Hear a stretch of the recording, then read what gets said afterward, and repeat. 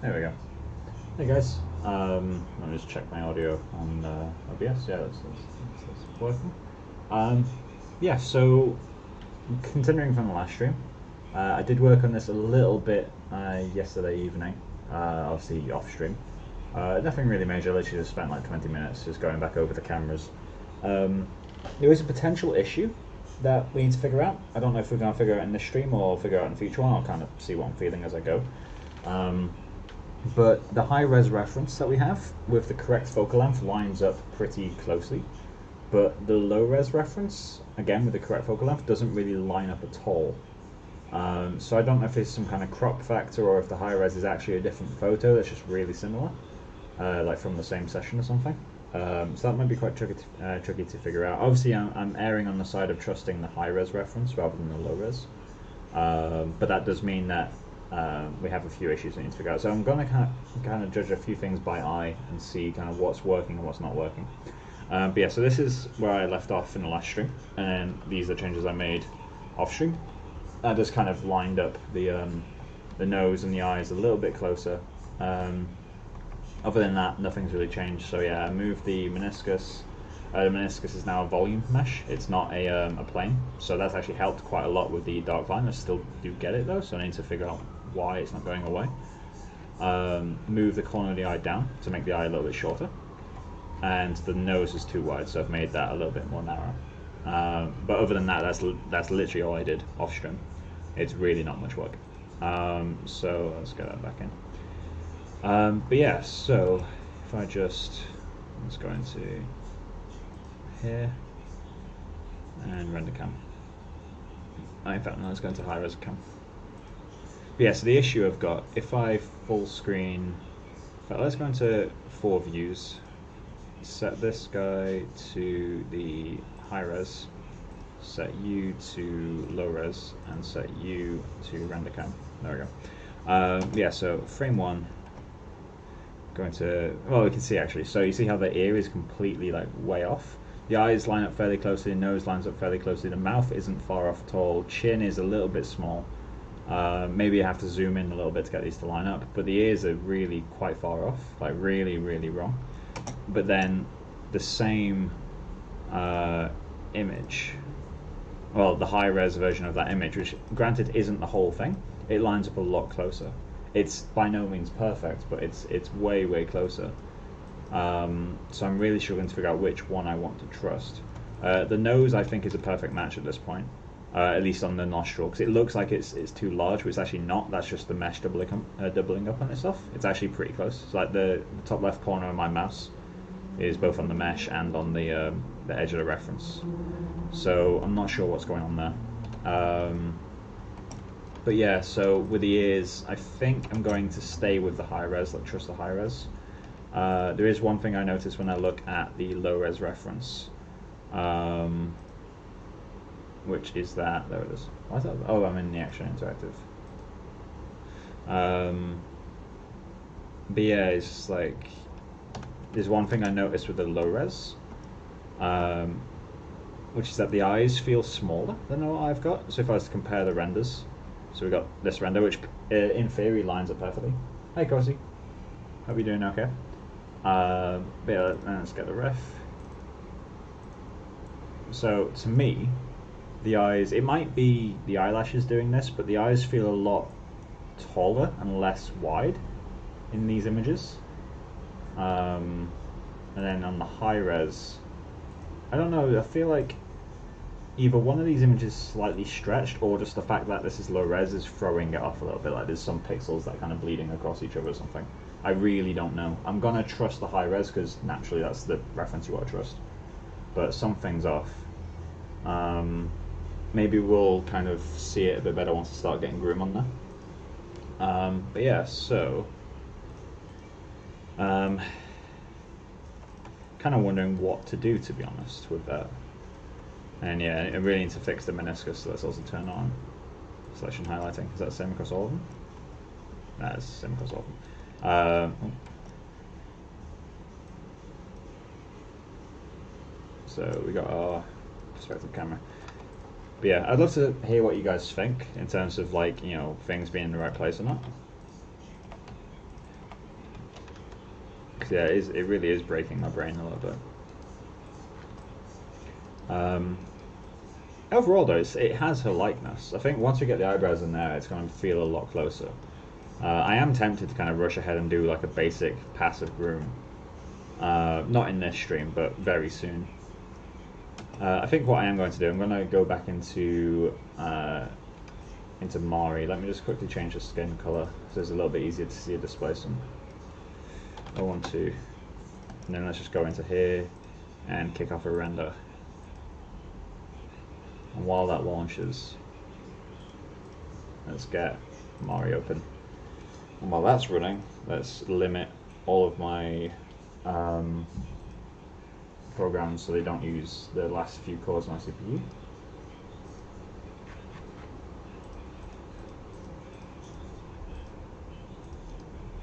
So Affinity.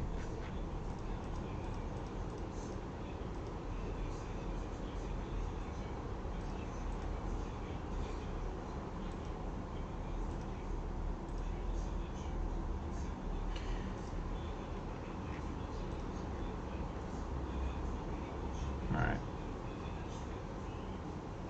Yeah, no, it's non-commercial.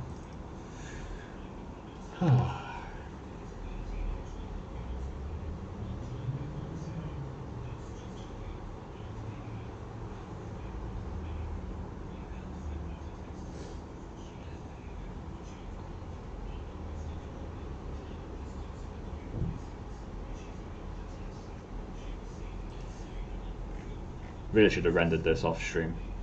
It literally, like, I got to 10 to 8 and realized the time, so I didn't really have time to prepare before this one. Feels like this is too angular. Feeling super strange. I don't think there's any real areas of displacement need fixing, so maybe I'll get into coloring the eyes, see how that goes. Yeah, let's give that a go. Get some basic eye colors in there. So perspective. I don't see any major issues. Let's turn off the mask.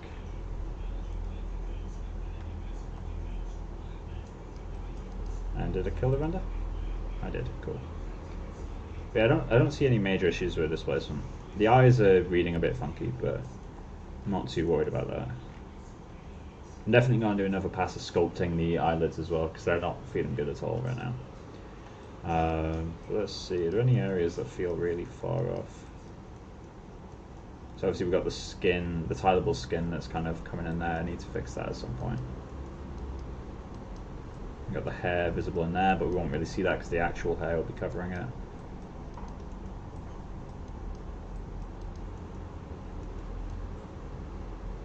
Yeah, I think we should be fine on this displacement.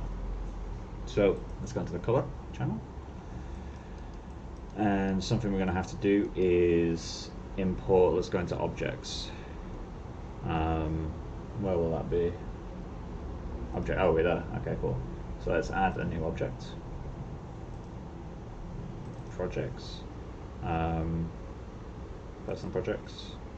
Then we've got FKA twigs, modeling. Wait, did they export it in texturing? No, I didn't. Okay, cool. So it's just in modeling. Maya exports. Then we got the eyes. I guess that's them there. Create from UVs.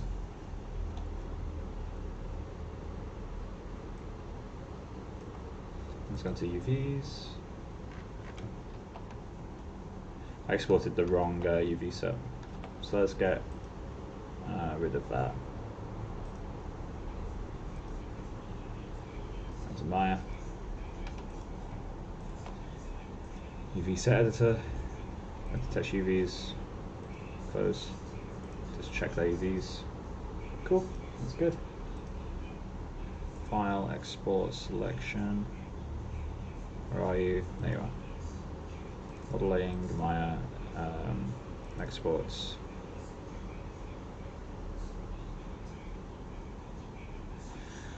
Where are you? There you are. Cool. Back into here. Bring in the eyes.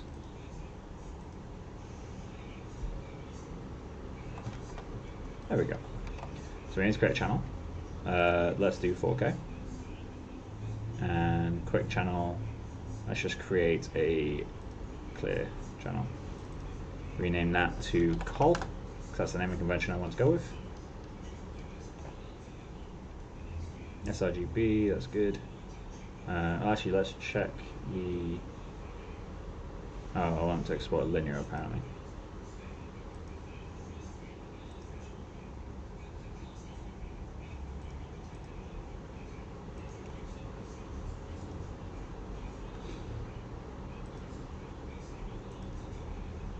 Cool. Alright, so back over to isodiv.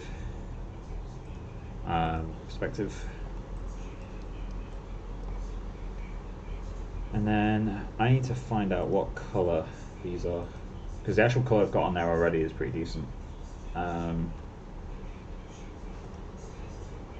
a node, that's a node graph even.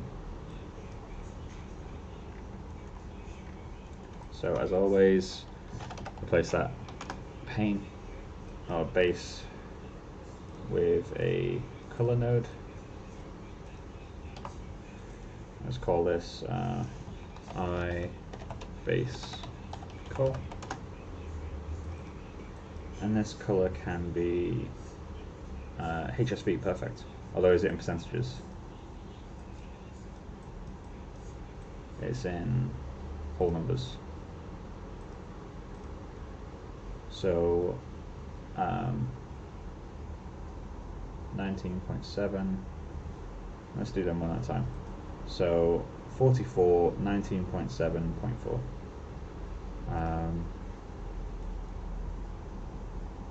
44,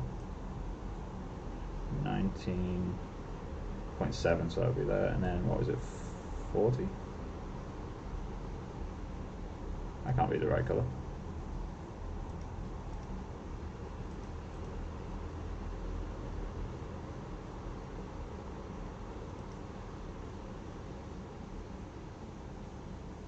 Oh, that's with sRGB, okay.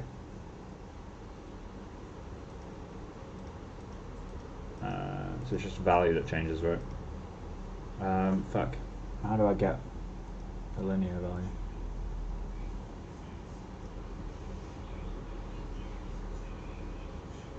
So I think I'm going to go around 0.8, right?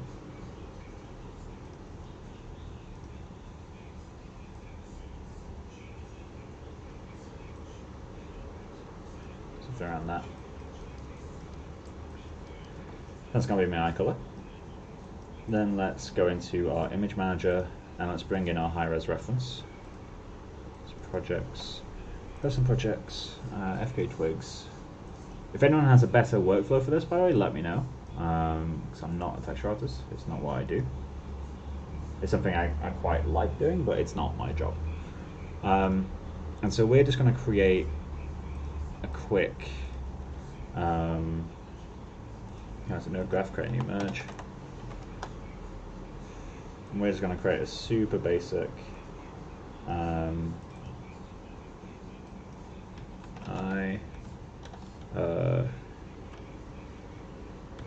projection.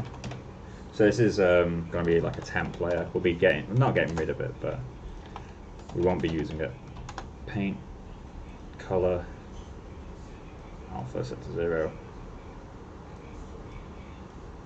Cool. 4K at 8-bit. File space, that's fine.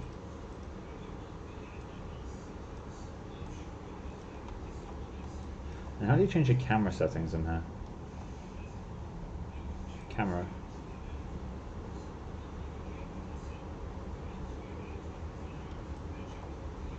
View, maybe?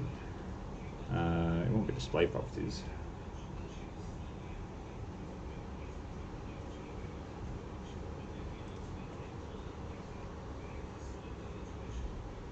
Okay, let's go to the image manager, drag you over, and then we need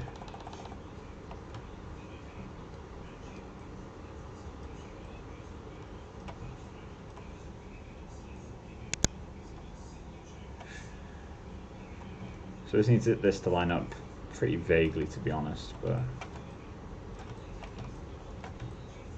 so we are just using it as a temp.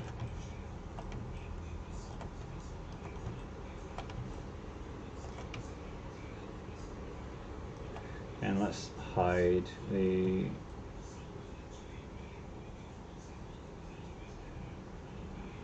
let's do one eye at a time. So that eye is pretty close. Just do that. That's so creepy. Fuck, didn't mean to do that.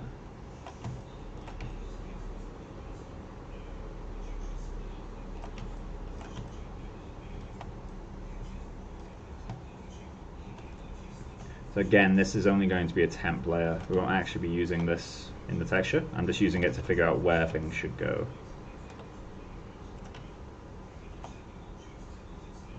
Stop going too low.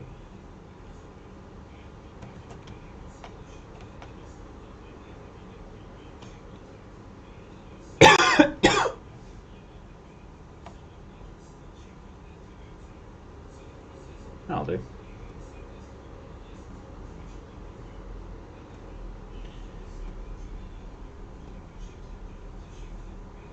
Cool, so we got that in place.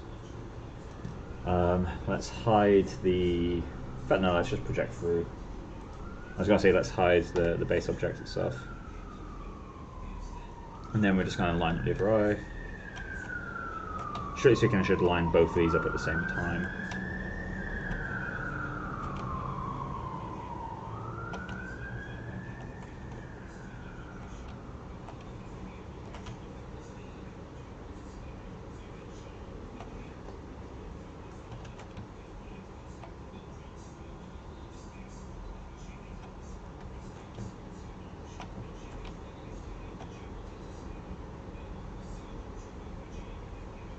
Cool.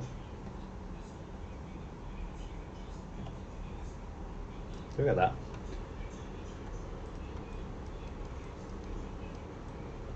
So obviously they're not lined up perfectly, but all I want from this are the veins and the general colour. So what I can do now is compare those two colours, so we can get... We need to go a little bit more pale on this guy.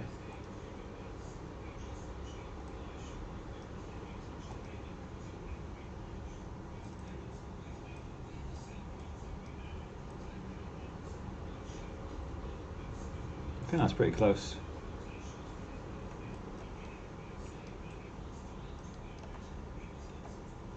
So, now what we're going to do is create a paint node.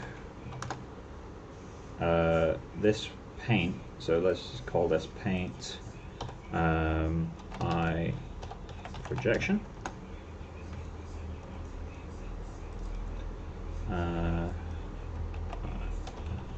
Sclera base. In fact, let's call it base sclera. Base sclera. And this one is going to be ISO veins. ISO. There we go. And for the sake of temp, let's go in and create a merge. Let's call this merge eye veins. Plug this into the mask and create, let's go with clouds. And this cloud can be the vein color.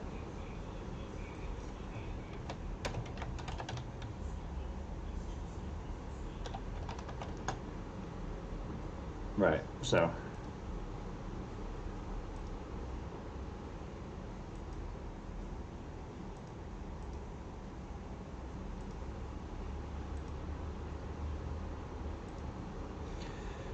cool.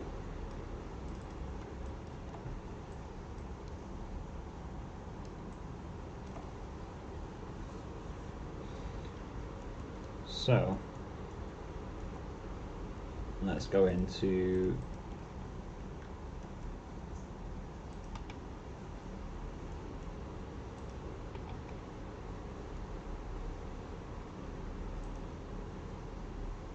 I need this to be filled with black, don't I? Let's delete that. Create a new paint node. Let's fill it with black.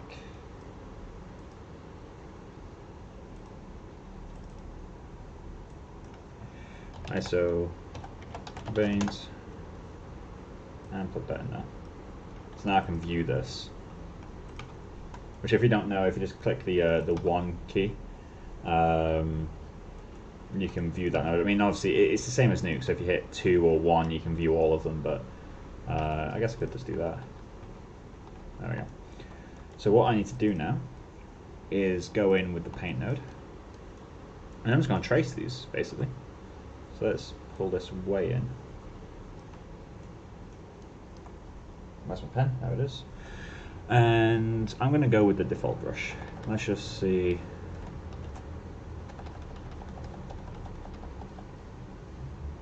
So I could technically extract a map from this. I think it would be easier just to trace that. The vein here.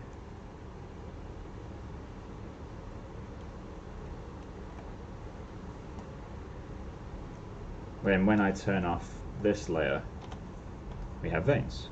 Obviously I need to treat them a bit better, do something nicer than that, but you get the point.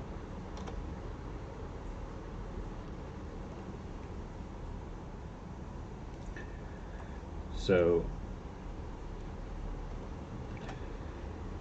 I'm going to need something a lot softer, aren't I?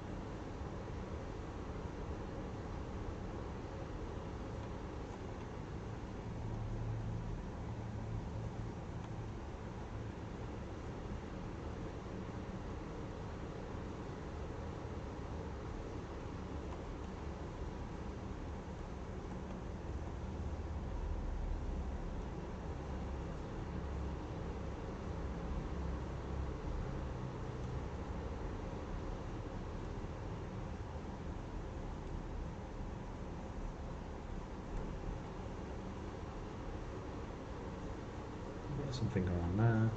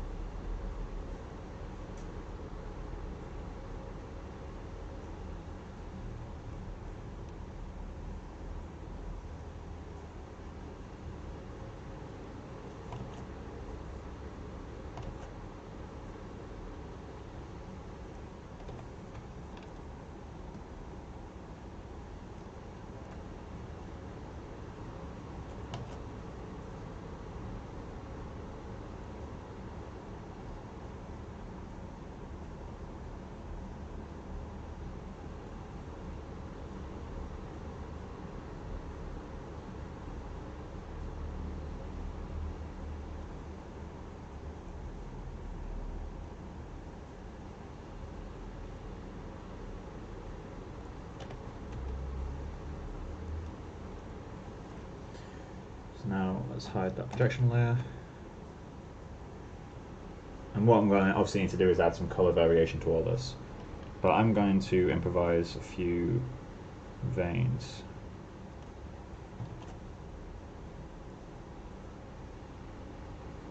Add a few in the middle. Obviously we're not actually going to see a majority of these. I just want to get something in there. Don't like that. Let's go into the eraser. Are you back?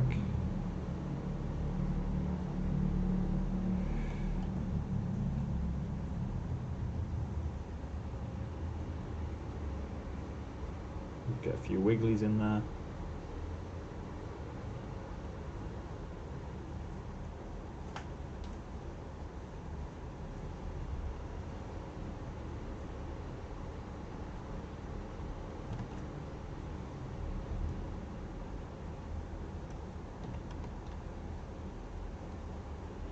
The reason I'm adding stuff that I can't necessarily see in the ref is just because there will be really very tiny veins scattered everywhere. So I just want to get something that feels vaguely, you know, it feels like there's more to it.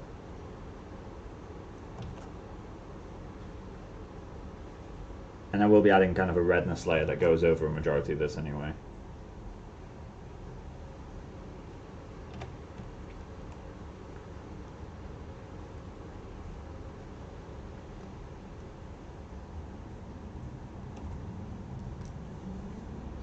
So, where's that reference?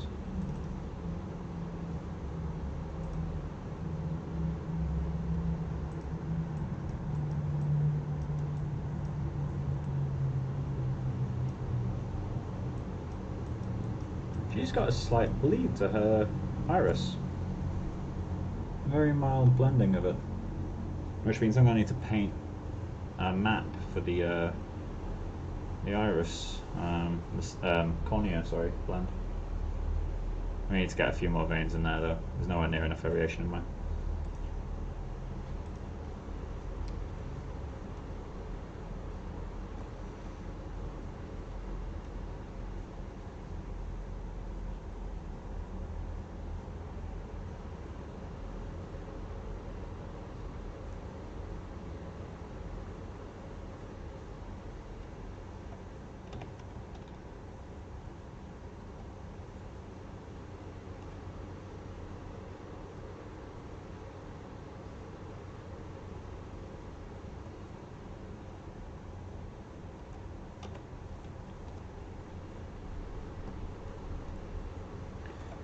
So let's get a little bit of colour variation in the lower eye. So let's move you way over there. And let's actually check our... So this is our ISO map for the veins. So sometimes I like to go into the actual ISO map itself and paint within that to get more variation. It's a bit easier to see. So we're getting now a little bit of the vein that's like brighter than the rest. It's nice to have this feel, you know, somewhat interesting in of itself.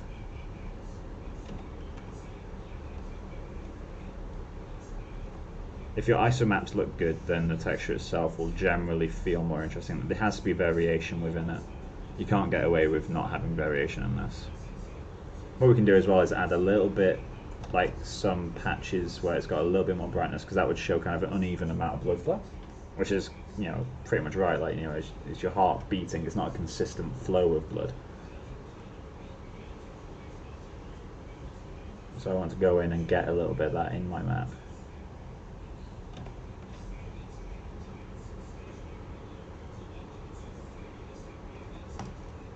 But yeah, that will get us a nice bit of variation.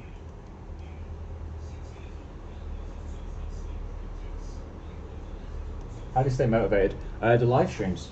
I've never been able to do a project for so long, to be honest. Well, other than work, obviously, but money is a much better motivator than anything else, to be honest. Having money, anyway. But yeah, for long projects like this one, it's literally just the live streams. It's purely the live streams that are keeping me going. I would have given up on this project 5 times now. Like, genuinely. When I got to the hoop earrings, I really wanted to give up there. When I got to the kind of second stage of sculpting after retopology, I wanted to give up there. Like, I've wanted to give up a bunch of times. It's purely the live streams that are keeping me going. So not being paid for these, I'm not doing it for freelance. You know, if I was doing it for freelance, it'd be a lot easier to keep going as well. But you know, the streams help. Let's go in and add. We need some good color variation here. There's like pink. There's like blue bits, green bits. So I think what I'm going to do is I'm going to add a, so that's the eye base.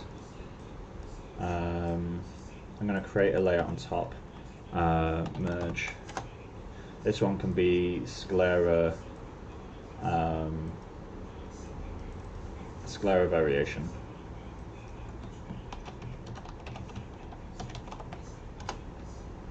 I could call this one sclera blue, but no, that's not the one. Create clouds. But no, let's create a color.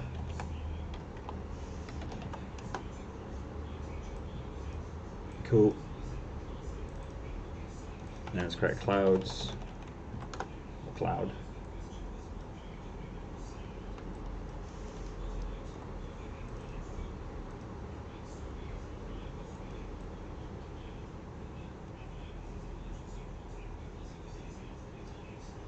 Yeah, I recommend streaming it, man. It really does help. Like, genuinely helps a lot.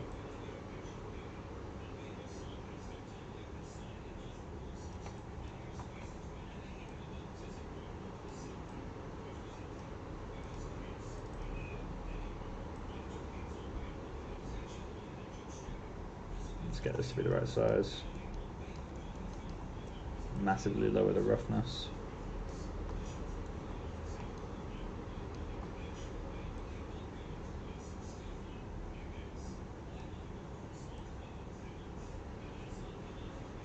And then all we need to do is make that a lot more subtle. But we can do that with this color here.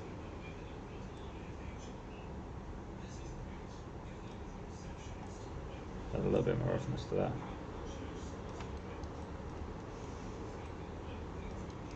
I think it has to be even more subtle.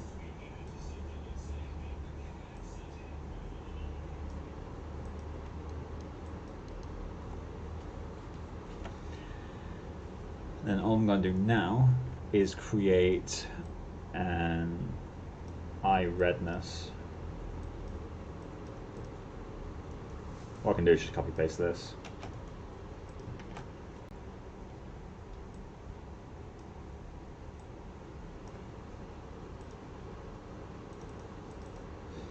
Create a new color. Paint. Default to black, that's fine. ISO eye redness.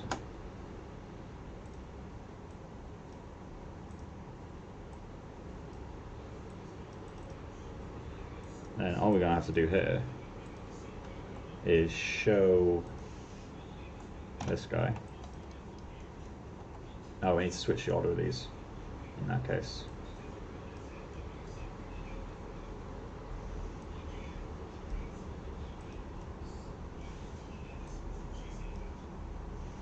I don't know if there's a quicker way to switch order like that, but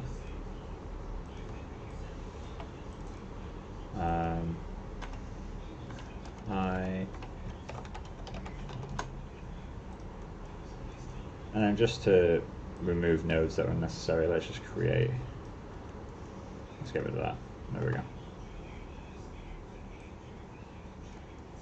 Cool. So now, when I paint on this guy, which I need my moving guitar picks out of the way. Where's the color? Ah, there it is. Okay.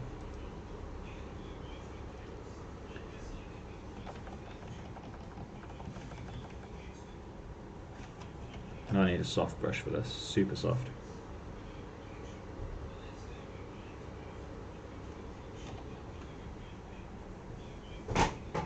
Oh, so I just need to go close the door. Wind almost took it off.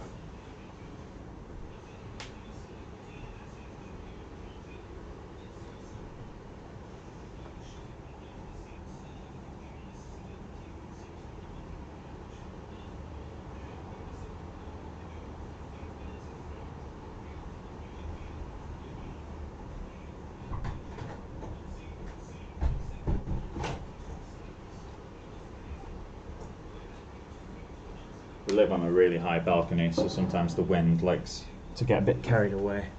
Right, so let's just add a bit of redness in there.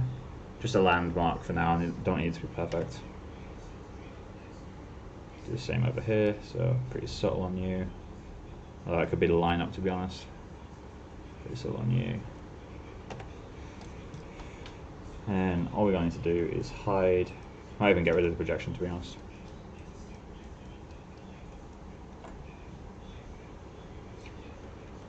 Yeah, let's get rid of the projection.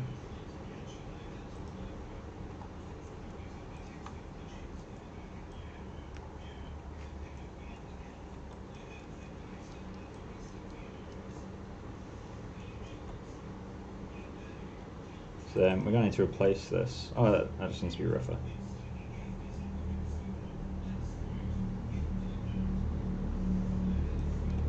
There we go. Not rougher, smaller is what I was looking for there. So now we got ISO eye redness. We really do need to hide the head now. Let's just fill in the back of these eyes.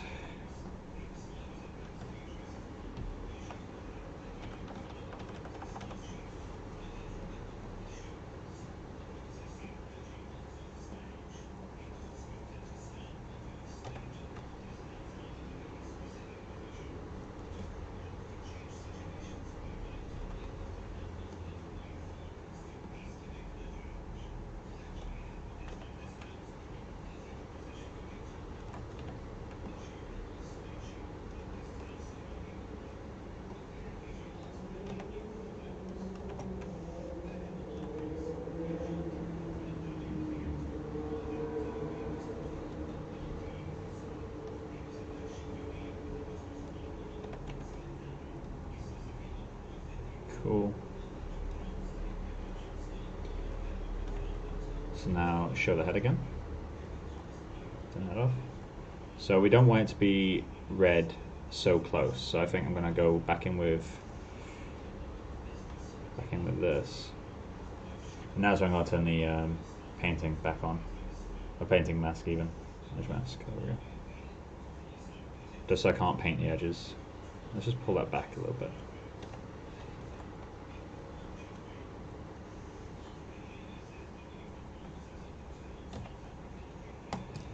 Cool. Show you again. Painting.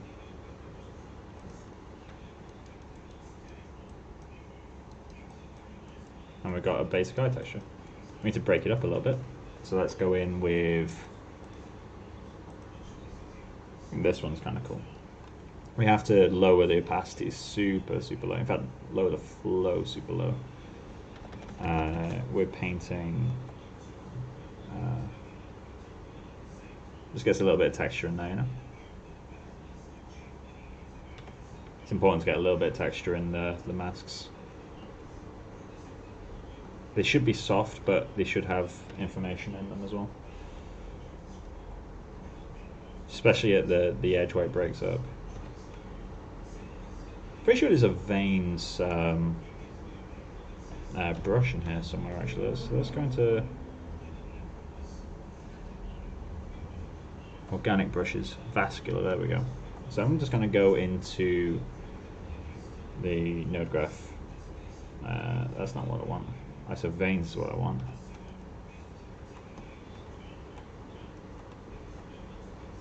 Oh, of course, because it's painted white. Okay, so we're going to need to make a different... there we go. We're going to need to make a different vein color for the actual eye veins.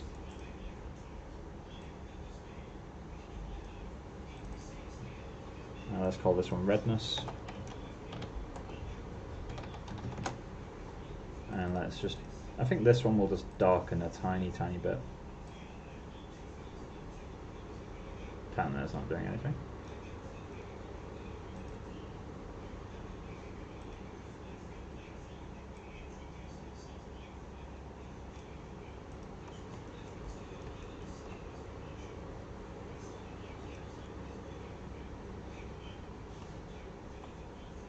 ISO redness. There we go.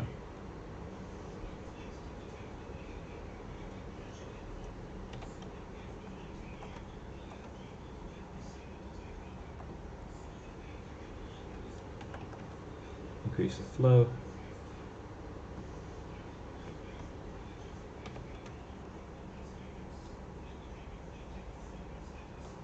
Oh, is it scattered?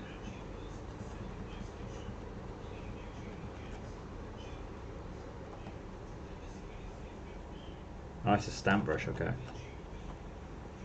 Spacing, let's reduce that. Noise, let's reduce that, so I can just place them where I want.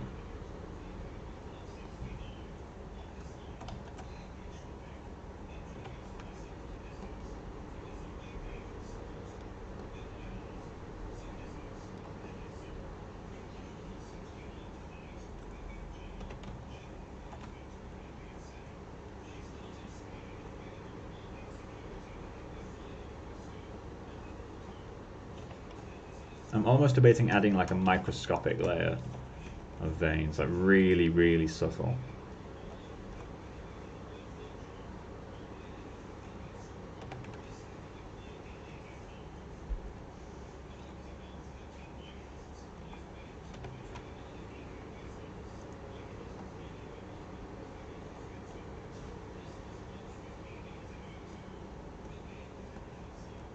Something like that.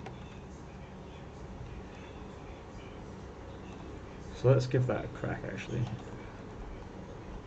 Oh, that's not nice. Let's go into the shelf. Can I just drag you to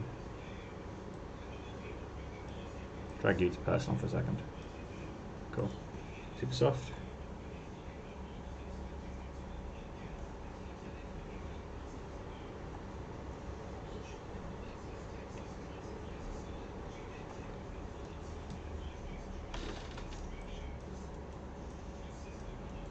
So what I'm going to do is create a duplicate merge to this guy, base, and all I'm going to do for this is plug in the veins color, so that's over. I'm going to name this I veins micro. I'm going to create a new ISO, so paint node, that's fine. ISO micro veins micro. And all I need to do is go in with this guy, paint white this time.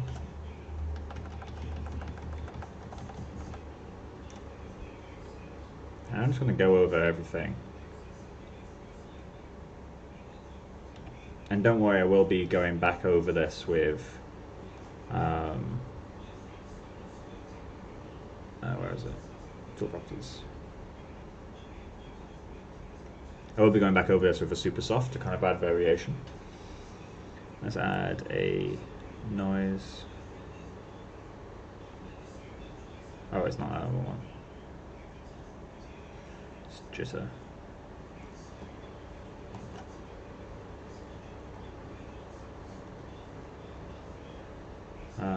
That is too much jitter.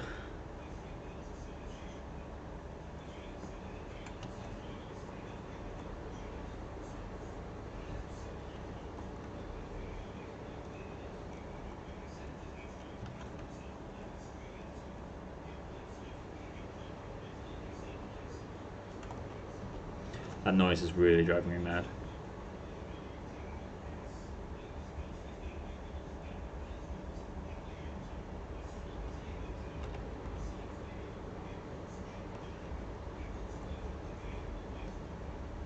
So I'm just going to go do the same on the other side.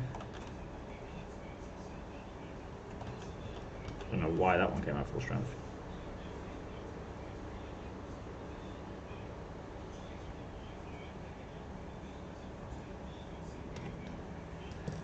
And then all I'm going to do to make that actually read nicely is go into the blend mode of this.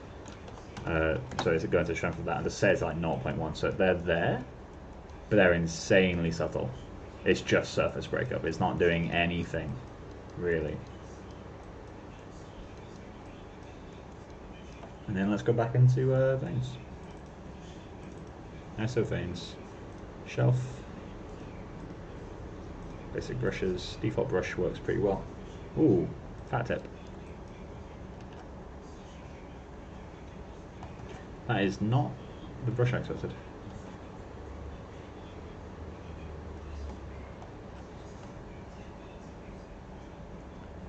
Let's show the head again.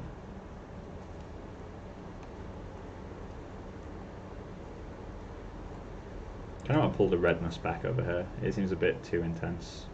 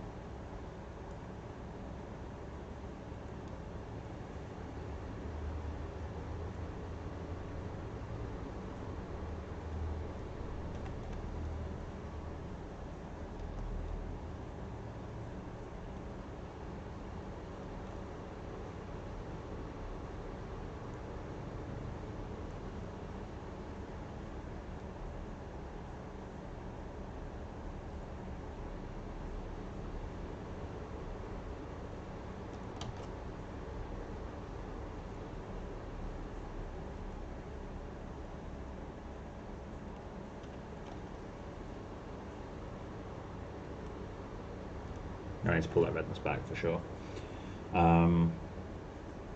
So just here, hide you. Let's go into redness. Oh, was I painting the wrong layer there? Shit. Let's just go into here. I think I was painting the wrong layer. Oh, we may have had a miracle.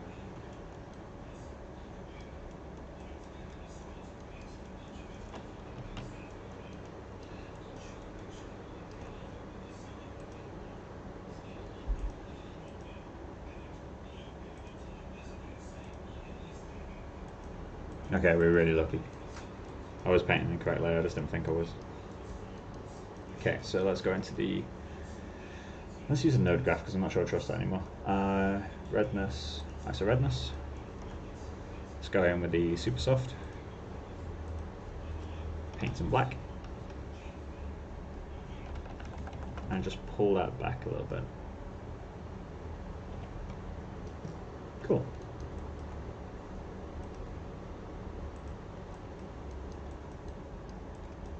That might do.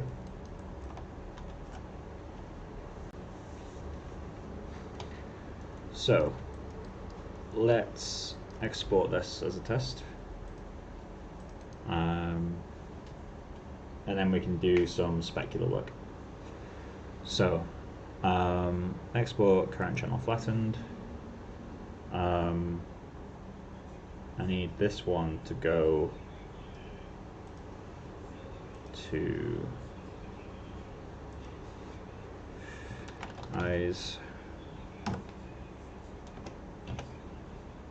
and turn off small touches.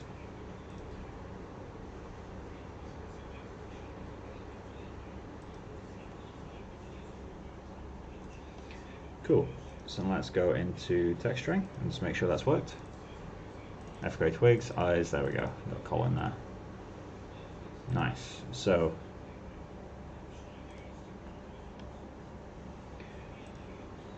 there's the hypershade. I'm going to need to set these back to map 1. And let's just check the UV editor. Cool, that's fine. Let's grab the sclera.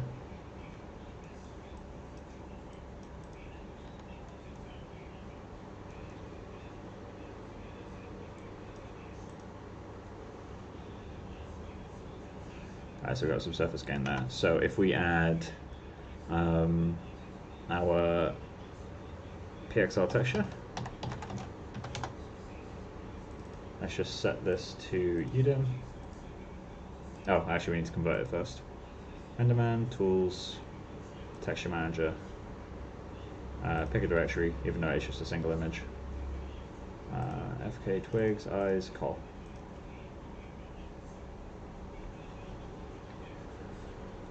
Leave that to this thing for a second.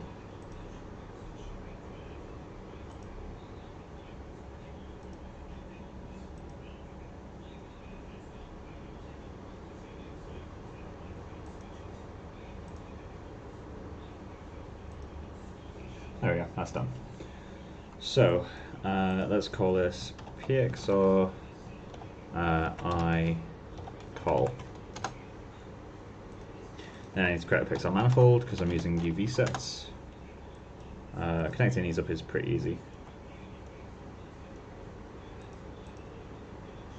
Cool. And then let's just set this to texture UVs. Although I don't think I did that. I think that's what I called them. Let's check.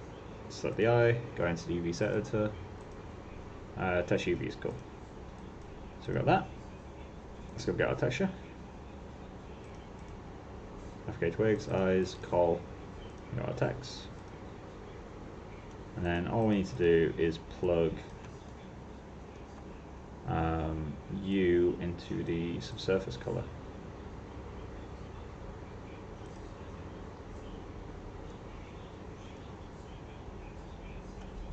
Cool. In theory, that's working now. So let's do a preview render of that. And while that goes, save this scene. I'm gonna close that. And I'm gonna archive this while it renders in the background. Projects, FK twigs, texturing, Mari archives, and let's just save it over version 2.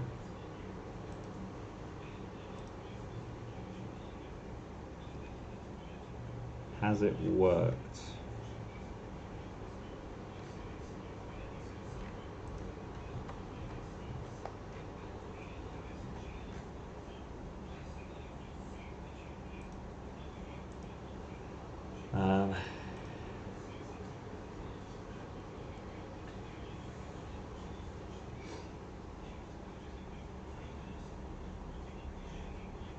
Oh, I need to linearize it.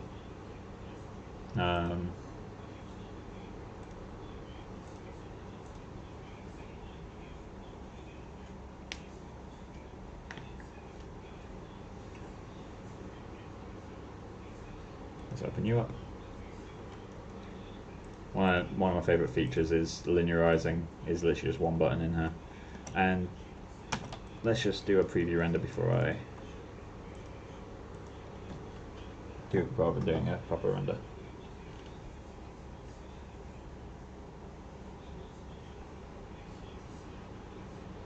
That's more promising.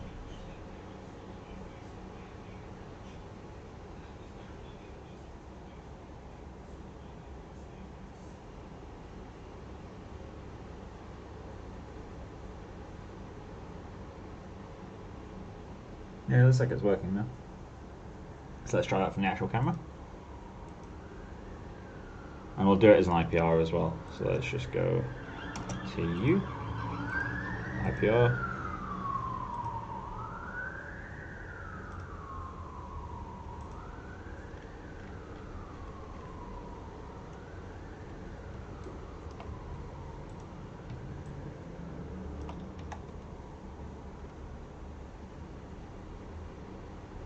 Veins slowly get revealed.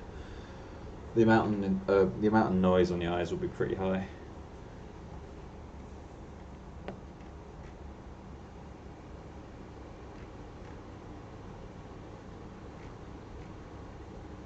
Why is that not being cleaned up?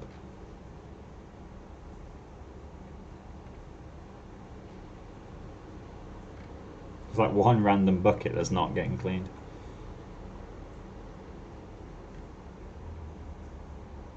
There we go.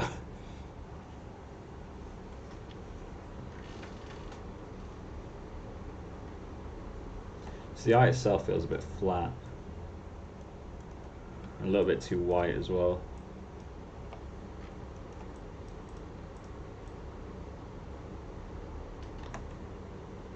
Let's see how this side is coping.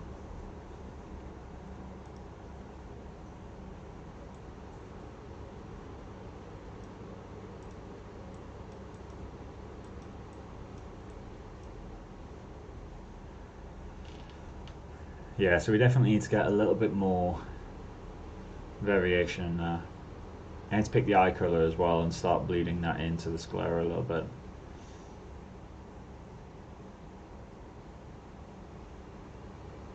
Sclera, the iris itself needs a little bit of a colour adjust as well. It's not as saturated as the ref is, although that could be lighting. We definitely need to get some more variation in the sclera colour itself though. 100%. I just need to get some displacement on there.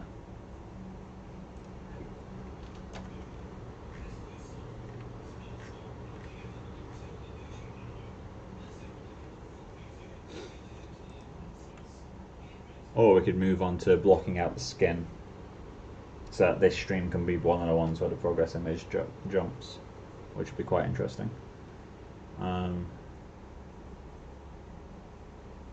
What do you guys think? What do you guys think? Like continuing on the eyes, or just going into the color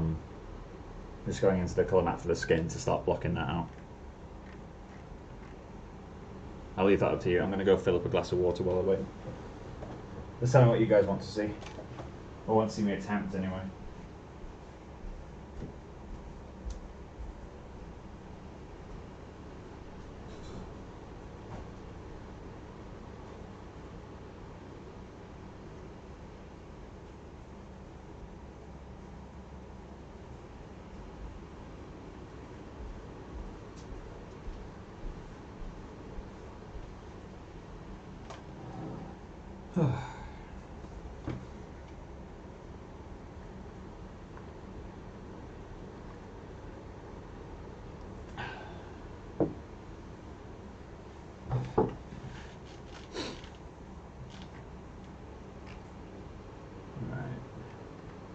I have to bake out the ramp that I'm making.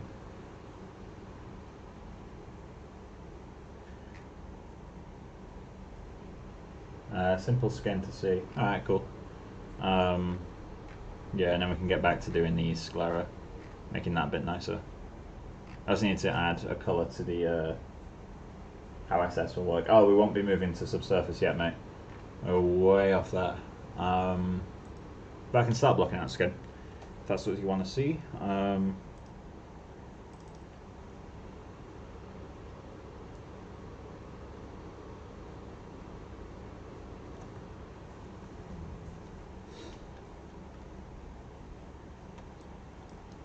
Cool, so let's go into perspective. Oh, there it is, field of view. What's the FOV of 150 mil? One sec, let me just find out.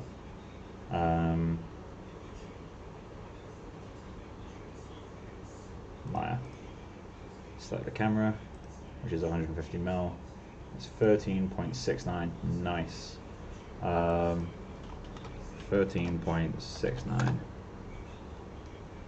So this is the correct focal length. Let's check ortho. Obviously it doesn't use it, but still. Cool, so let's go to that object one. Objects, head, go into the col, node graph. Is there a layout tool? There we go.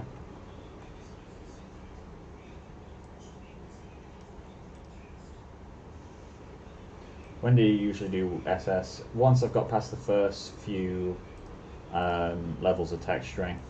So what I'll do is I'll plug the color map into diffuse for a while, just because it takes so long to render skin. I like to kind of refine the map. Obviously I'll check it from time to time with subsurface, but generally I like to kind of get the map as far as I can without doing subsurface, because it slows you way down. Like, it really slows you down a lot, so I don't like doing it too early. But yeah, so we got our color. I guess the first thing to do is I'm going to open PureF, put it on my other screen. Load recent. Get you. Just so I can have it on my other screen. Although my other screen isn't color correct, so maybe that's not ideal. This screen is color correct, so kill that. I'm just gonna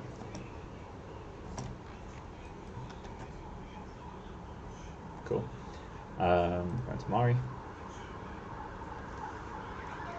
So let's see, can I color pick from a different window? No, I can't. That's frustrating.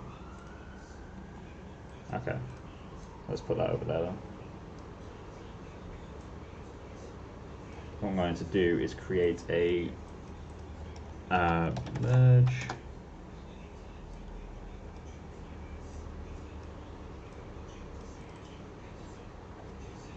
Okay, let's create a paint node to go over.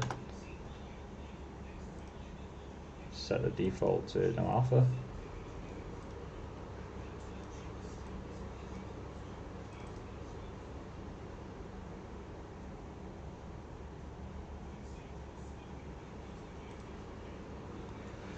I don't think this needs to be changed, but let's check it out. Go into Image Manager, bring you over.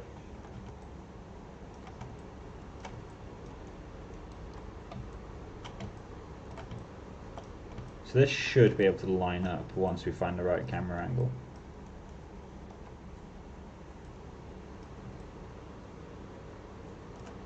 Although we can just line it up section by section. Ideally I want to do it all in one go.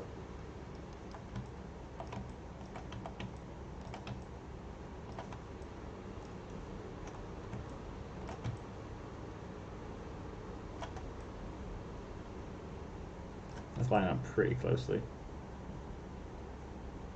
Oh, except from the ears. Maybe the ears are the best point of reference for this.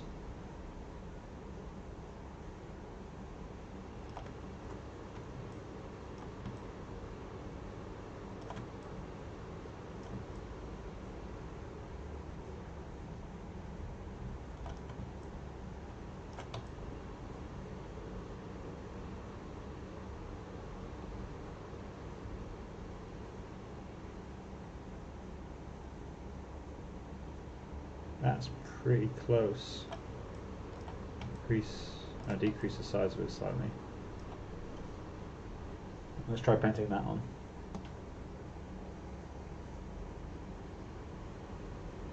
I can always warp it a little bit.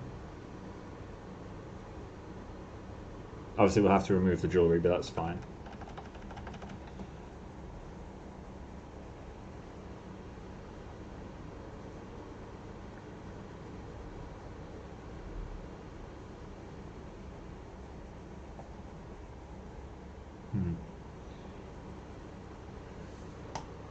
Maybe I should line it up properly instead.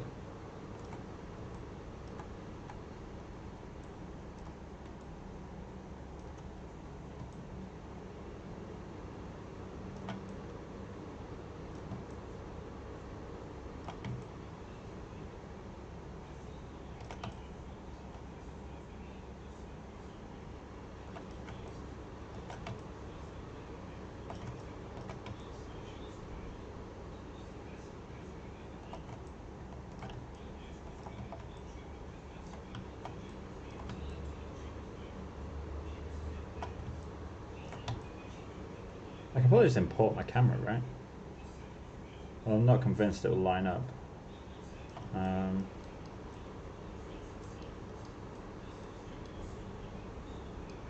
Yeah, let's leave it alone for now. Let's go back into that node graph and pick a color from this now. So this can be our base skin tone. And let's go right, I guess right there.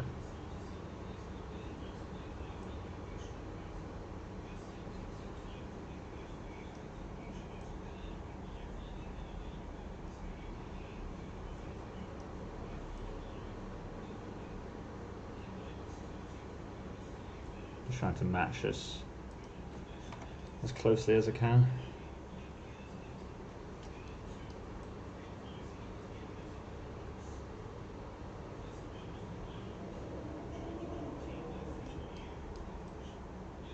I'm really curious to see how this will look. I'm literally just going to try exporting this and just test it. Obviously it's going to look awful, but let's see how awful it looks. So let's save that scene. Export U, export flattened, export current channel flattened. FKA twigs. Let's call this one head.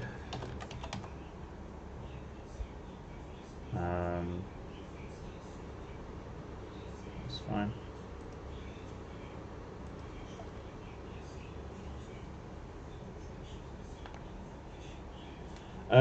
I don't think Mari itself can.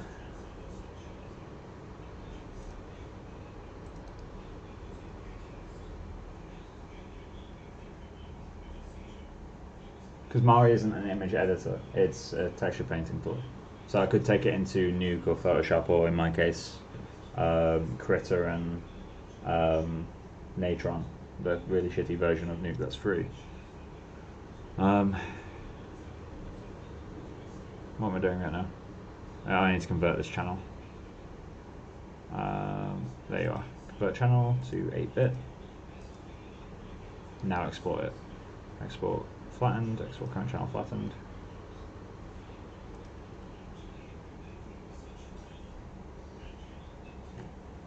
Cool.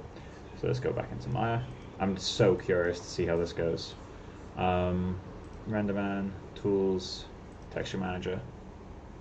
Pick, no, not pick images, pick directory, head, call. And then while that goes, let's just get into the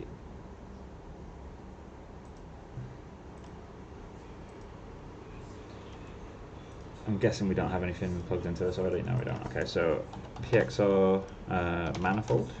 We're going to need a PXR texture.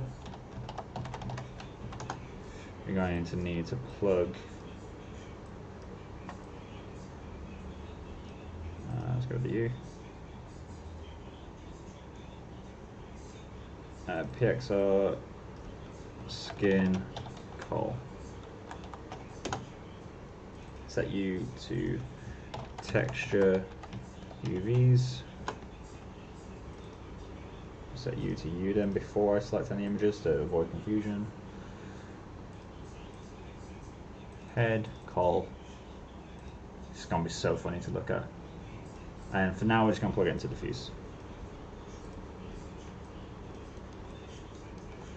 And then let's go into here, I guess. So, oh, we're also going to, did I set it to linear or did I set it to, is sRGB? Alright, cool. So let's linearize it as well. And IPR that, I guess. It's going to be so interesting.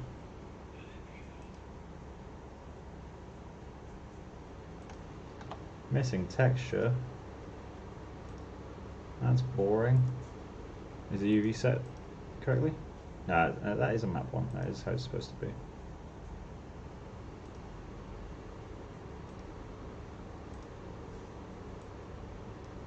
Oh, that's a problem.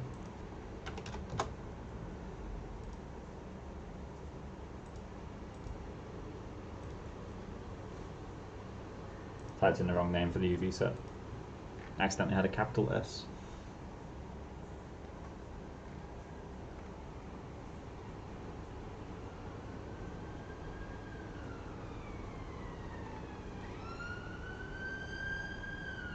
Cool. It's interesting to have our first texture. Obviously I'm going to need to remove the lighting from it. I'm going to need to remove the hair from it. I need to fill out the rest of the head. This is going to be such a long process. But it's going to be fun, I think.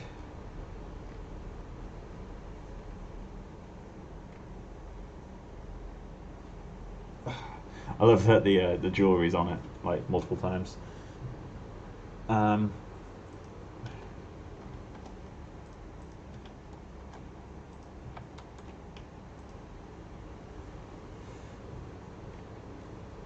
This is going to be super cool, I think. Nostrils getting duplicated.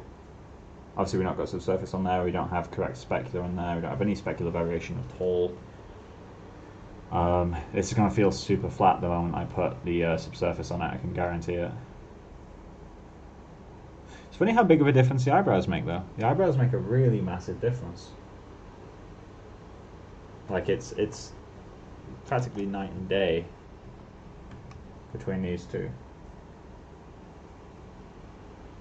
Jeez. Don't know what you're saying G's to. I hope it's a good G's, not a bad G's.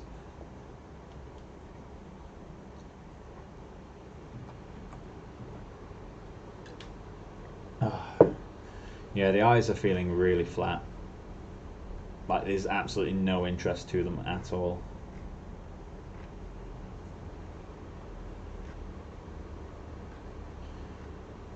We're gonna need to make an ISO for the freckles as well.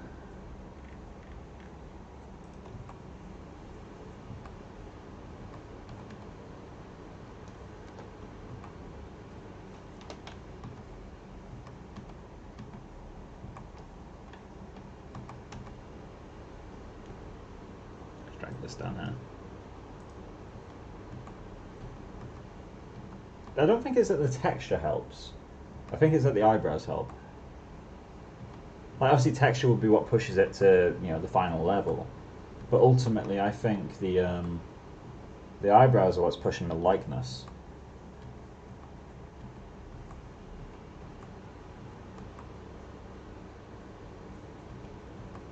It also finally gives me correct bounce light on these guys. So I'm actually getting some interest on those now. Because they've been like super flat for a while. Like the reference ones, it's not the same, it's not matched, but like it's a case of getting the brightness of the colours in there. But like looking at this and then compare it to what it was, like that's the difference it makes. I think it really helps a lot. So to me, the thing that's making the biggest difference is the correct bounce lighting and eyebrows, 100%. But then I am quite biased towards groom being the difference because I spent 2.5 years as a professional groom artist. So I'm naturally very inclined to saying groom will fix everything.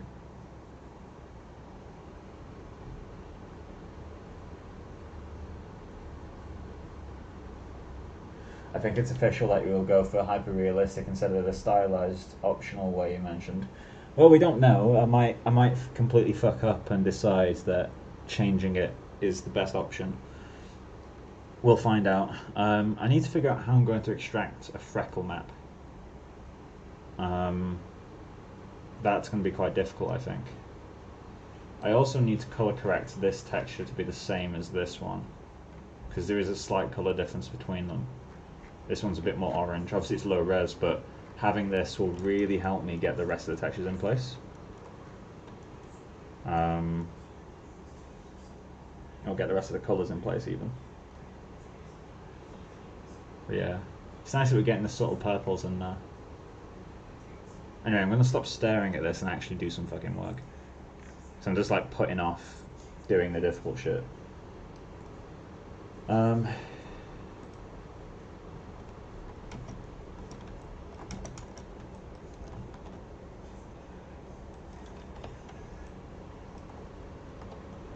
Cool.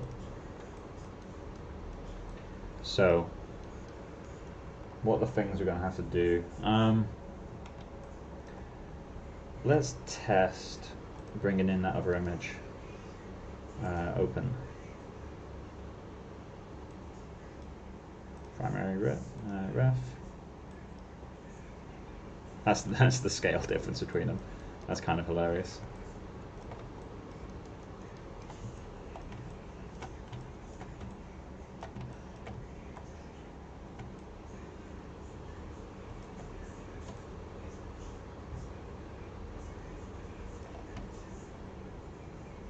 I'm using the crosses to line it up. So let's just paint that on.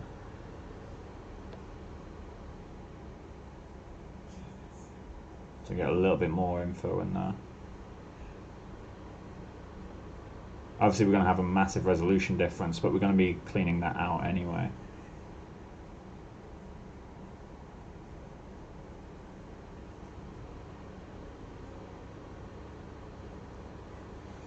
I need to make sure that I project through on this actually.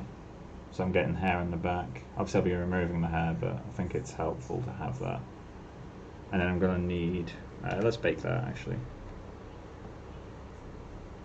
Oh, it's beautiful. This is why I love being a CG artist, man. There's so much shit that you get to see as a CG artist that you never really forget about. Right, okay, so let's get the neck.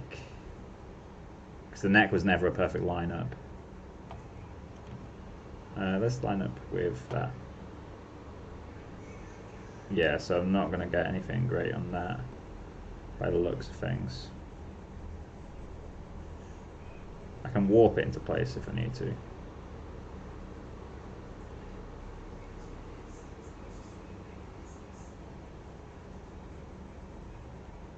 So I need to erase from here, because that's the high res and I don't want to interrupt the high res. Where does the high res end? High res ends there. I'm surprised how similar the colours are actually between those two images. I thought they were a lot further off than that.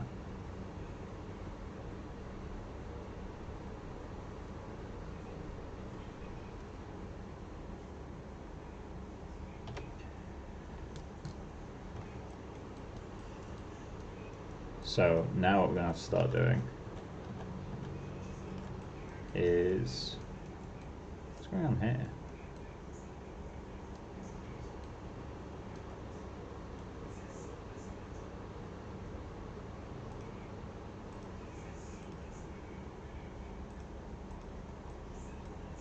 What's going on with you?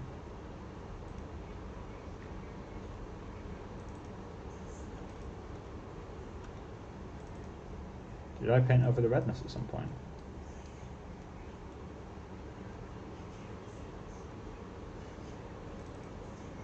When did you change? Right, okay.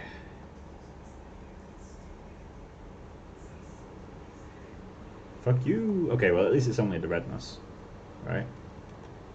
Yeah, it's only redness. Okay, so let's quickly fix that. Go into Super Soft. Luckily it's a nice easy layer paint. Nice easy layer to fix. As far as the layers it could have been that I projected onto by accident.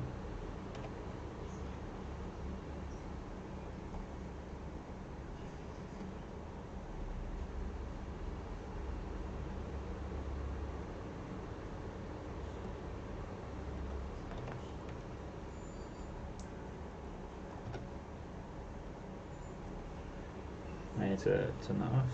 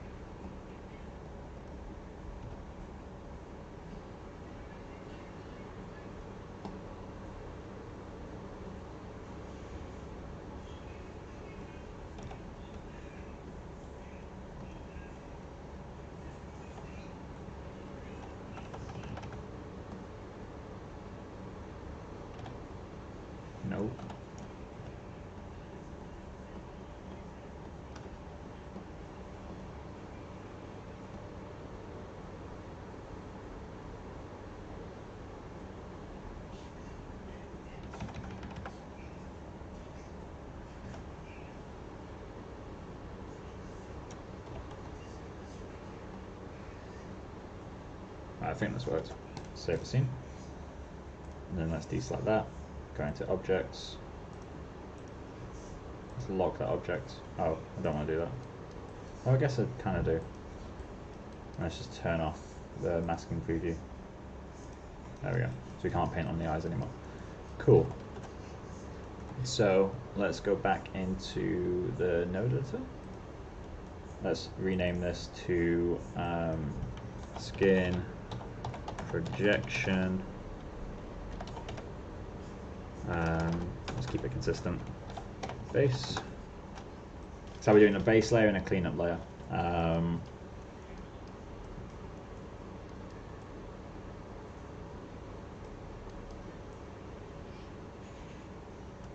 At what point does it become cleanup is what I'm wondering now.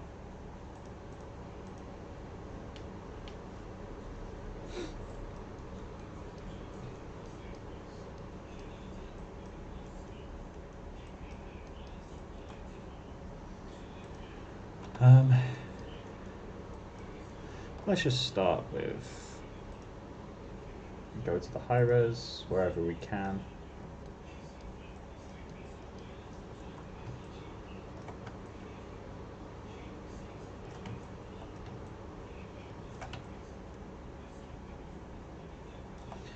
Let's go in with super soft. Good. And let's just line up those. There we go. So all I'm going to do here is warp this into place. I'm going to try not to do much. I just want to make sure that the nostrils are vaguely correct. In fact, actually,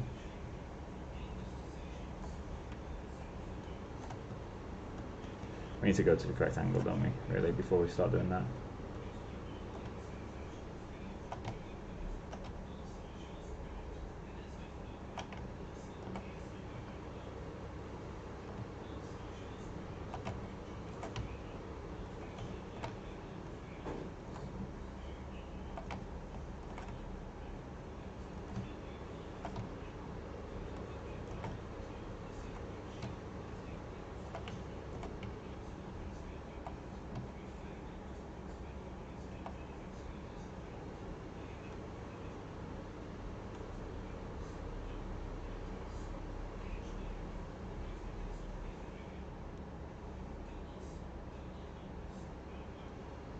So we got that. Now let's go on with a warp. And let's just pull that into place.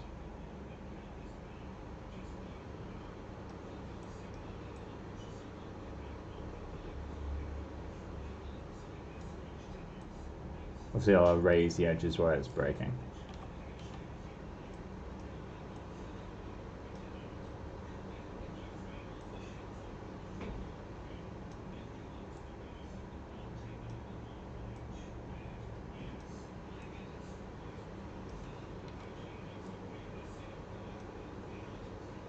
Something like that is good.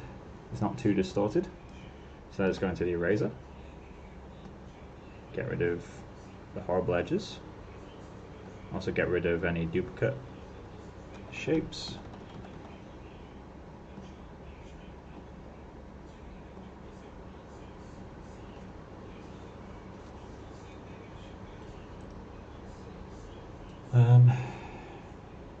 Let's just get rid of you as well. And bake that on. So now I need to go to this side. I'll count that as cleanup actually. Let's go to the lips. In fact, I think all of this is cleanup, right? So I guess I should create my new layer now. Node graph. Grab both of these.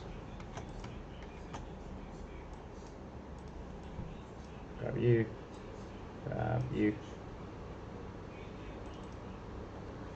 Delete you. Create a new paint node in your place. That's fine.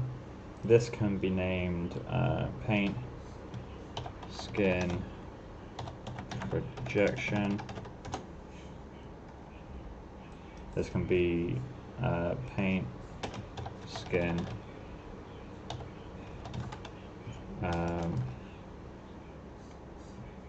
garage cleanup.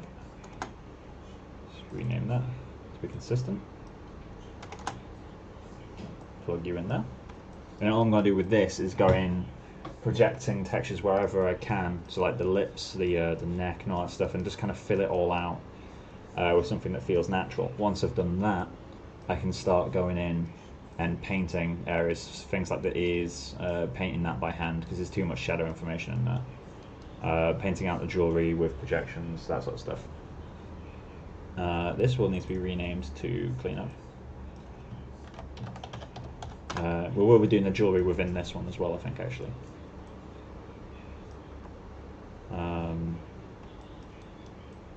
So, back into you. And let's go here.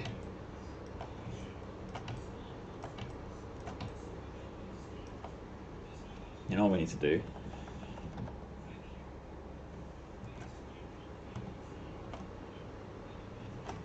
what's this set to?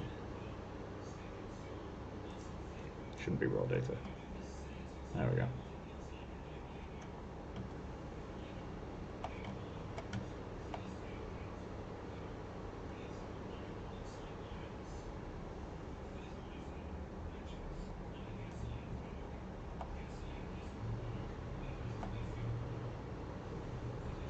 And let's just get that in there.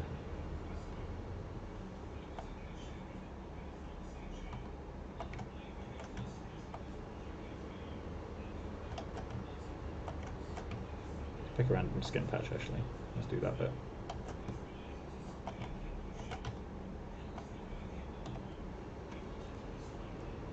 So that layer immediately feels better. So that's what this cleanup layer is going to do, is just go around and kind of remove those areas. We've got some pretty bad stretching here, so that's the next thing to go. And again, we need to find a suitable patch of skin. Let's say this one. And just softly project that over. We'll have to remove anything identifiable. In fact, we need to, let's pick a different section of skin. Let's pick the, no, lighting is there.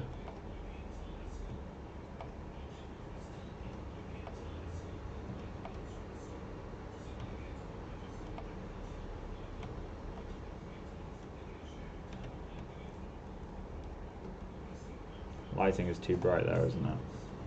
I need to fix the, I need to fix this image.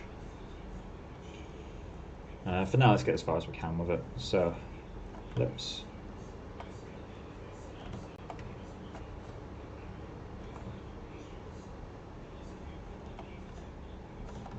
Just remove those teeth.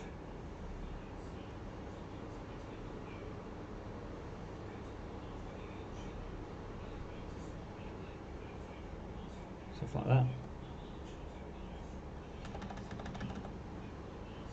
Do that.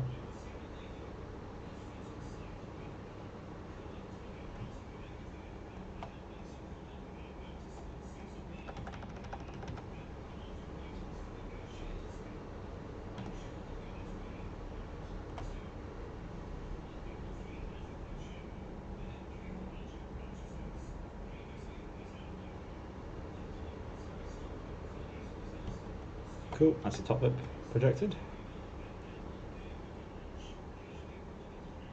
Bottom lip looks okay. Inside of the mouth will just texture generically. Hair removal I'm going to keep until the end. Can we? We can. We do have a patch.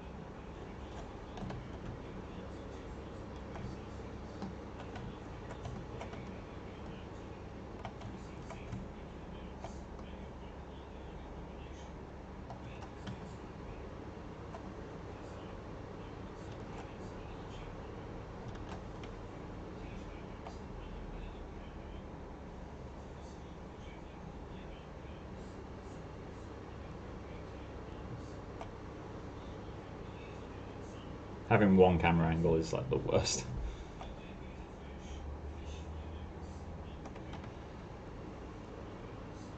So now we're going to get all this shit.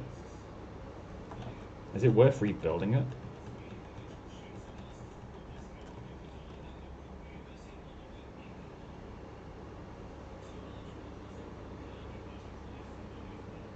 Well, let's just fix the areas we know we can fix.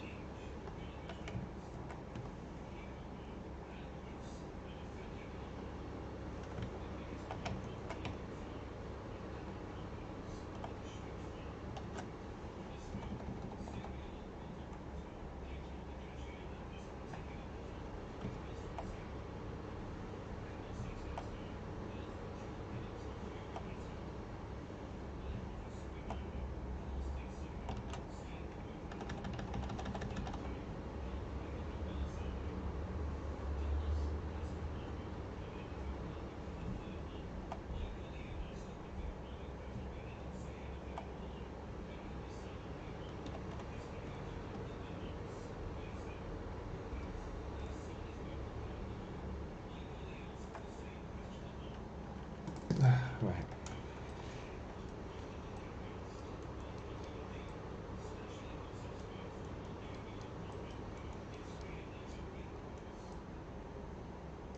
Let's try jewelry removal.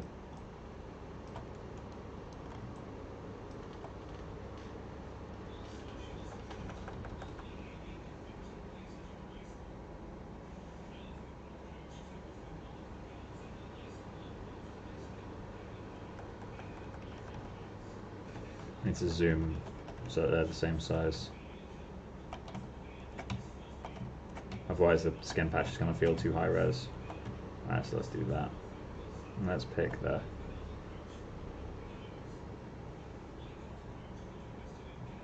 Let's just add a little bit of variation in there. That's one gone. It's important that we pick stuff from a similar area. So they're the same size. Let's go with there.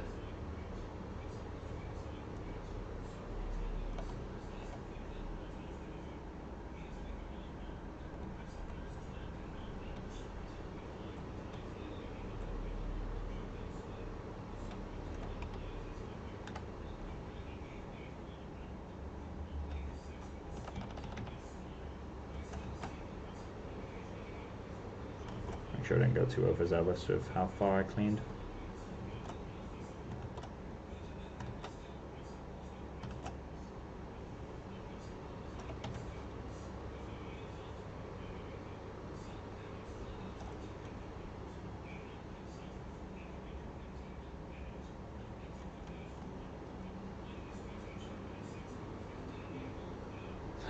Fucking resolution difference between those two images. I'm glad the eyebrows are in though. That makes it a lot easier to groom later.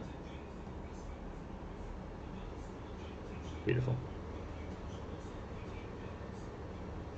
Let's do the mouth now. Lips are going to be a nightmare. I can sense it.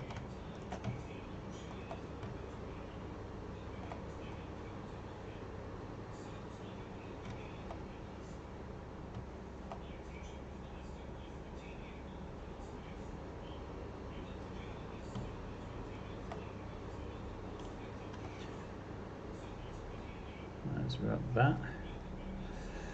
And again, let's just make sure we weren't going too overzealous. We need to make sure it's a nice blending distance. So you can't see blend.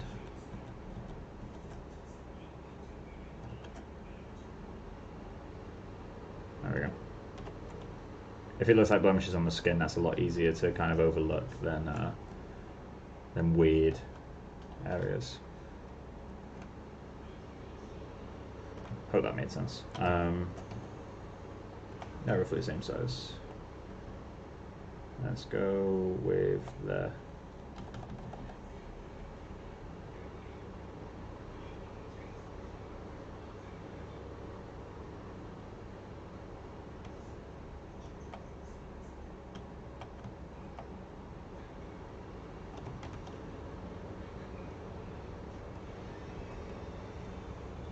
That feels too sudden.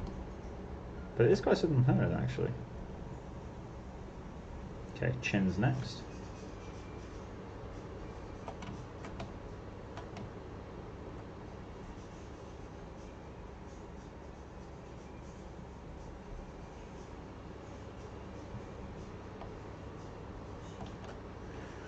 While we're doing this, let's just use it as a chance to up-res the chin a little bit. Where's the chin? There it is.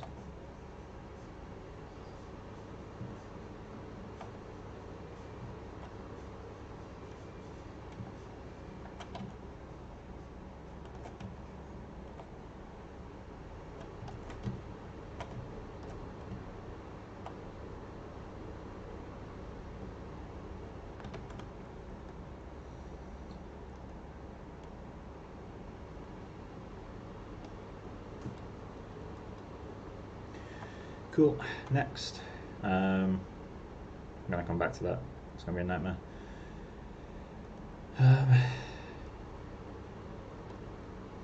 There's the lips.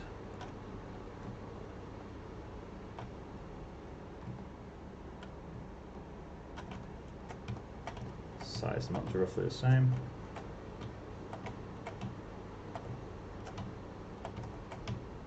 There we go. And let's just take this apart piece by piece. We're going to have to do this one in patches, I think.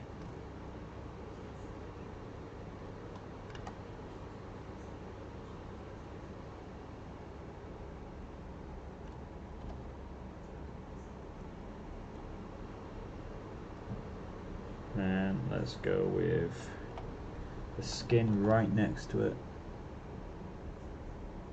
for that bit. Just blend that in a little bit. There we go. Let's go with the skin directly above for this section. Again, blend it in as much as we can. Let's erase that just there. Cool.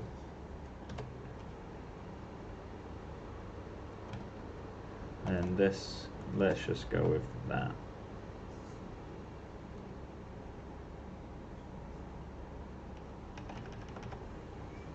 And soften that out just a little bit.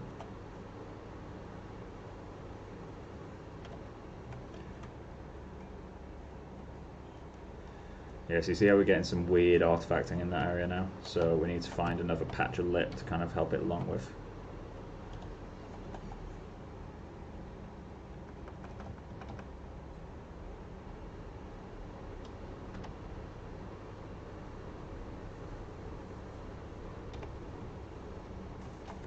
Let's turn the light on. Oh, there we go.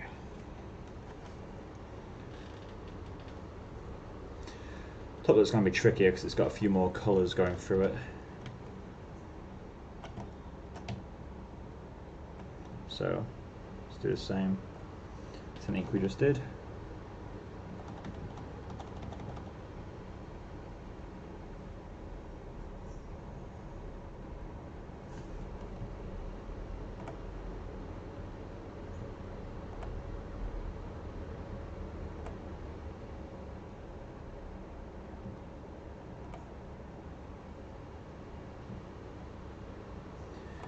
Let's do that. Echo that section.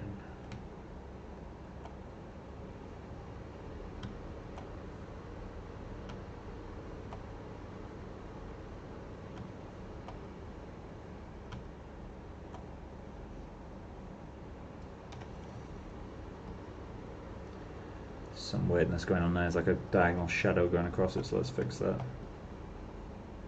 There we go. Feels better.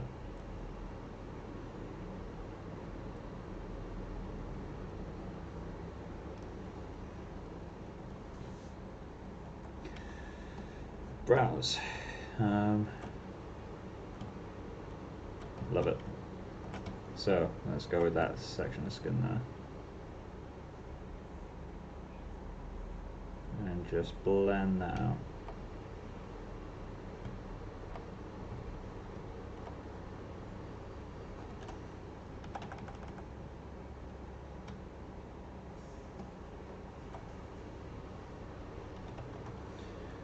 As I said, hair removal I'll do as a separate layer.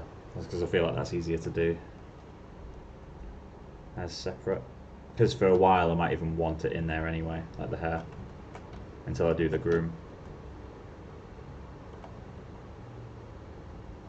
In fact, yeah, for a while I do want it in there. So let's not remove the groom.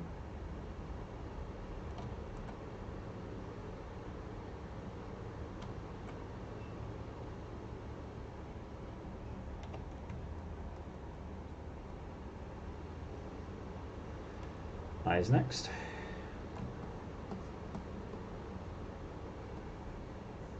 I'm going to go here, I think.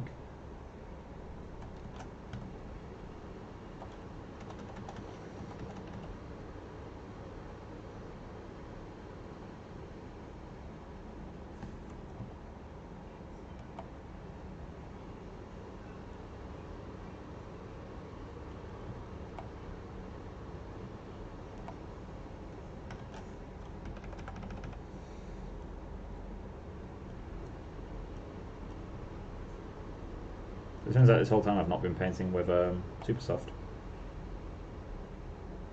That would have been a nice thing to realise earlier, but oh well.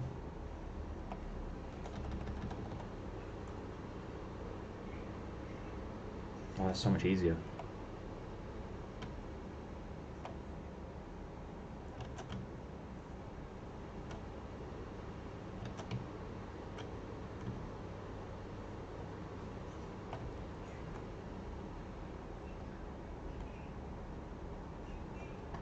How do I get rid of this?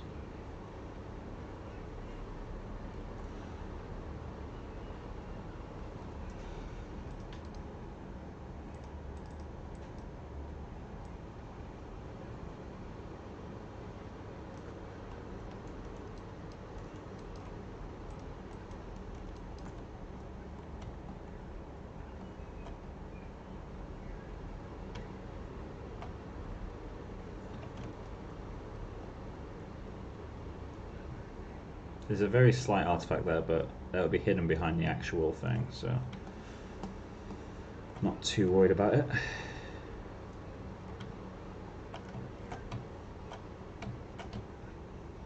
Cool, let's just do...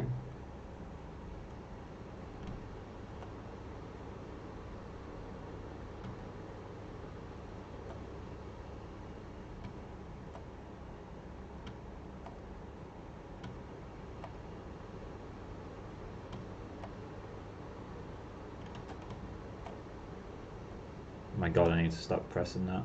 I don't know what hotkey I'm pressing, but it's really annoying. Let's do something like that. There we go, that's better.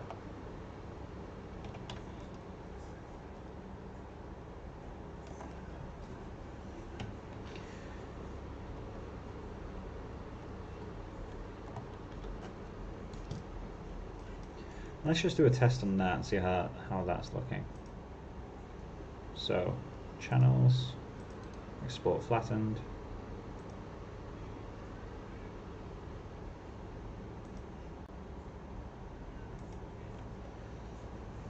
And then what I need to do is just go into that, just go into that FKA twigs, head, col, delete these guys. I know I can reconvert them, but it's quicker just to delete them in here. At least with the current methods I know. Renderman, tools, texture manager. There they are. Pick directory. There we go.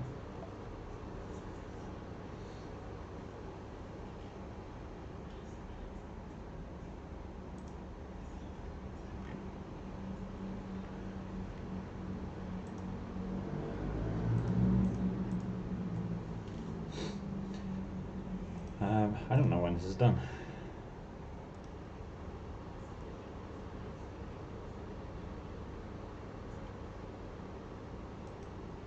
I'm wondering if it's worth clearing the whole cache.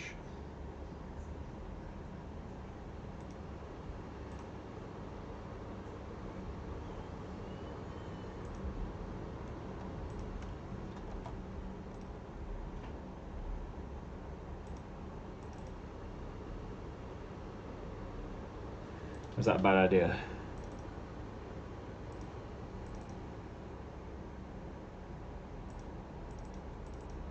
That was a bad idea. Alright. Let's reconvert those.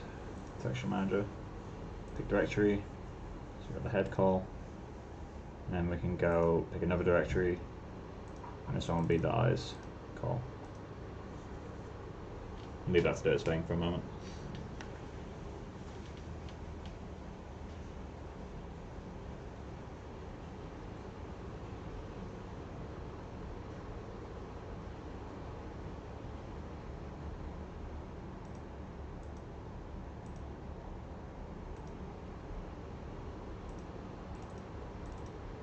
Has converted them. Alright, cool.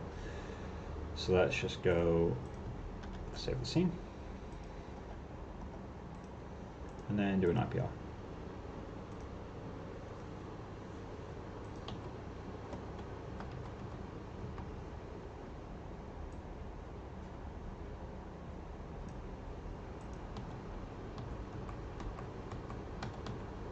Broke again. Oh, so did the eyes. Interesting.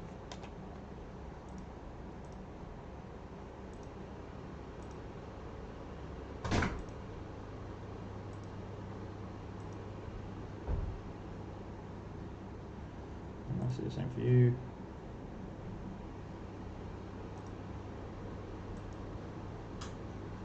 Hello. Hello. Color maps.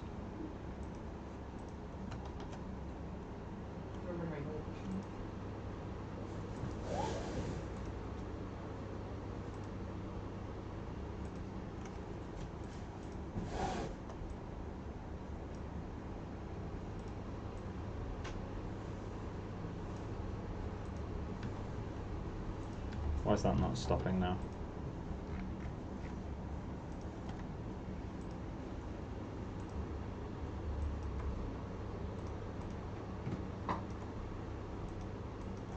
Right. Save the scene. Now close Maya and reopen it.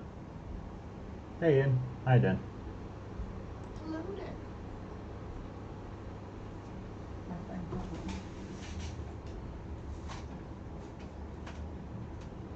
Come on, Maya. There we go.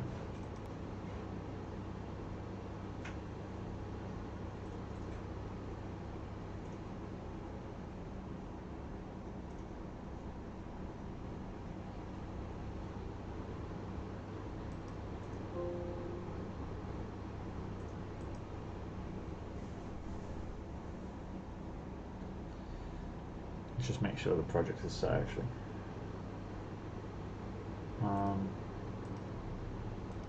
If I did set a project off stream, I'm currently testing out the interactive groom tools,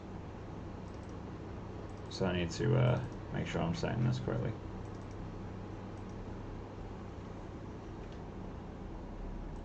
Cool, so these are connected to the right place, correct? Left one's connected to the right one. Head, call, get you.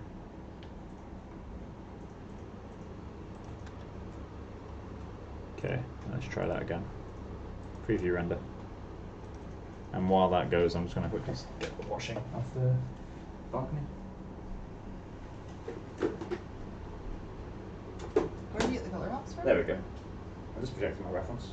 Oh, really? Yeah. I need to colour correct it though.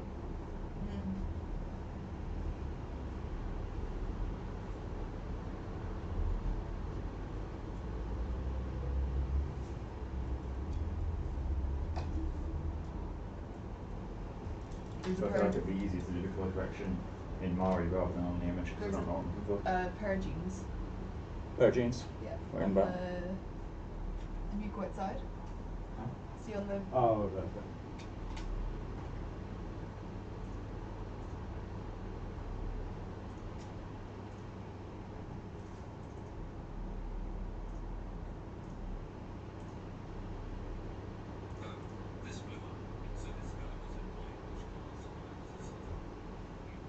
There we go. So the skin tone looks a lot darker in mine.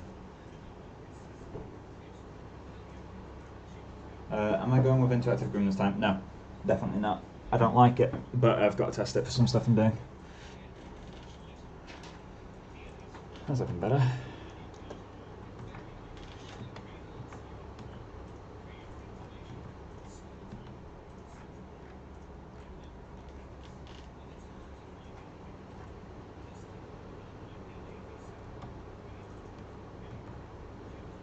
So I actually need to get a little bit of redness around these. I didn't notice that until now.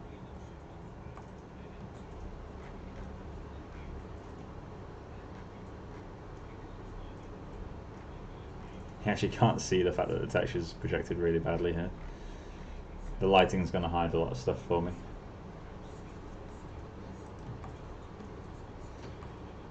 Right, okay, so it's awful to me. What, Interactive Grim? It's awful to everyone, really. Your project's My project's awful. Yes. Thanks. What we're getting at. What's that? That's what he's saying.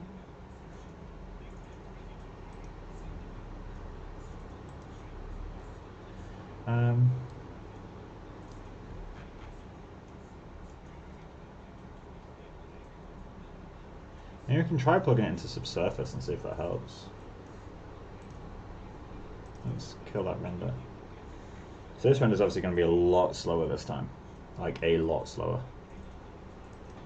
But maybe it'll work quite nicely, who knows.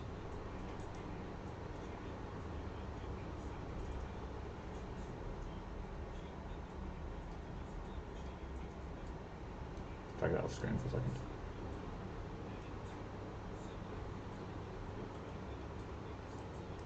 Okay, so we have our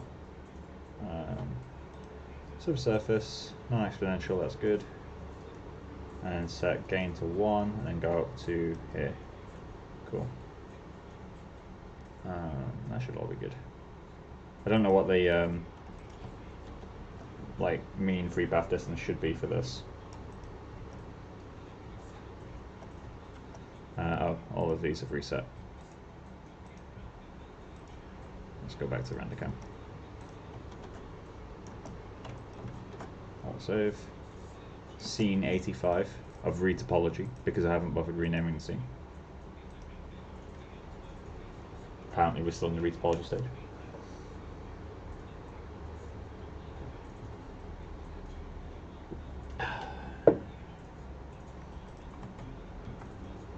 So this is going to take so much longer. We've still got to do a spec map and all that stuff, obviously. And the teeth need some colour as well. And so do the caruncles even.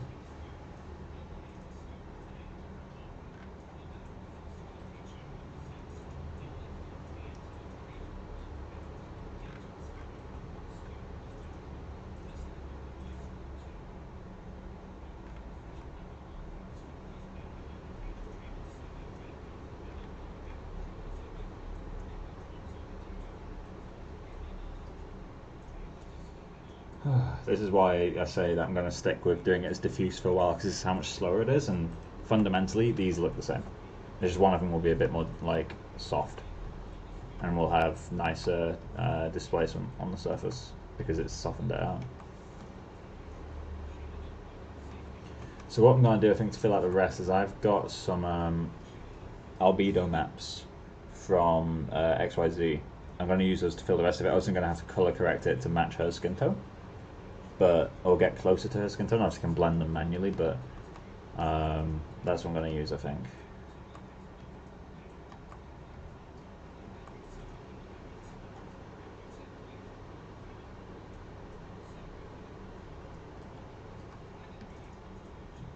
Yeah, it takes ages, and we won't really see anything worth seeing for a very long time.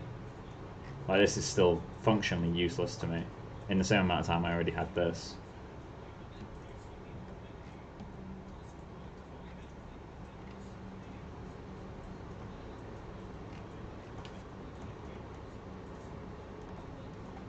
So the eyes are too white, too boring. The iris itself is too desaturated and too dark.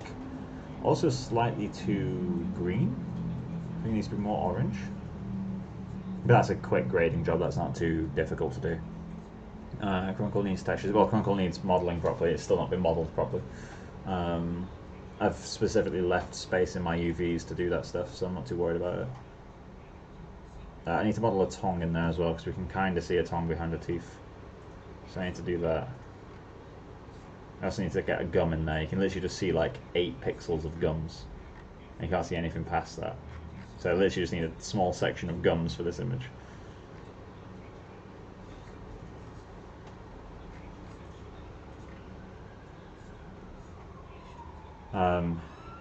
Yeah, I think you get the point of the whole thing of I'm not going to do subsurface until I need to. It's interesting though. There's a very slight softness to it. Like, it's too noisy to tell exactly what's going on, but it will have removed quite a lot of this stuff, which is a good thing in this case, because I do feel a bit too rock-like. So let's bring that over here. So I guess let's just quickly fill out the torso, and then bring the other image in.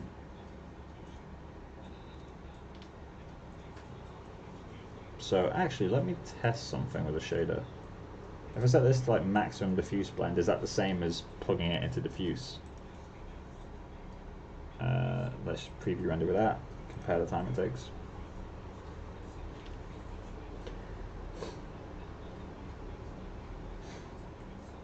Looks like, yeah, diffuse blend to 1 is the same as just plugging it into diffuse and not subsurface. That's good, because that will save us a ton of render time over time. Oh, that's already almost as clean. And now it's already cleaner than the subsurface version. The subsurface version was 4 minutes, so this is 28 seconds so far. For comparable noise amounts. Although she does look very slightly darker in diffuse shading. Especially on the chin, you see it quite a lot here. Some of that could be just refinement of the shading, but I don't think it's all refinement of shading. I think there's more to it than that.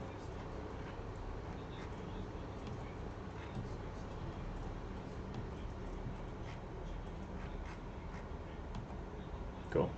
Let's kill that render.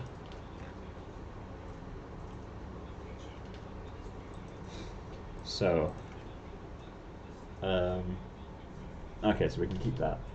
That's good. That's helpful. Let's get into here. Let's hit Image Manager. Let's import our new image. Open. So it's in Asset Library. Texture is XYZ. Skin. Skin. Female. Full face. And then it was CL albedo, I believe.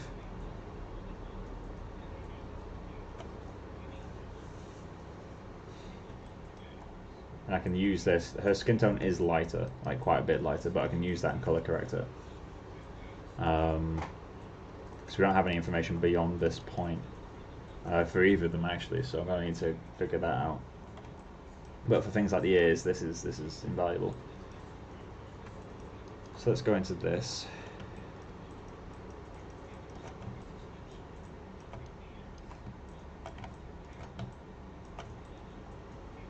I guess we can. I'm going to create a new layer.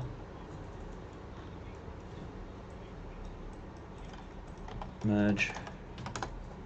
I'm going to call this one XYZ skin. XYZ skin. And we will be color correcting it, but for now I'm just going to paint directly into it. Paint 4K 0 alpha, and just call this paint XYZ skin. I'll put that in. Okay, so let's just get the ears. That's the first thing I want to get. I'm going to have to warp this, so I'm just going to project it as it currently is. Oh, I need to turn off raw data. So yeah, so she's a lot more pale. Like, considerably more pale. But I think a bit of colour correction will be able to fix that for the most part. So let's just do this. Use it to fix the whole cheek, why not?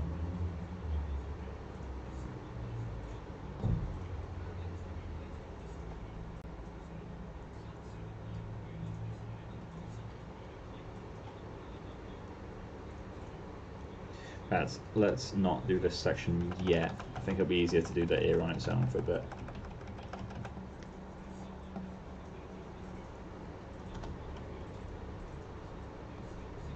Okay, so let's warp that.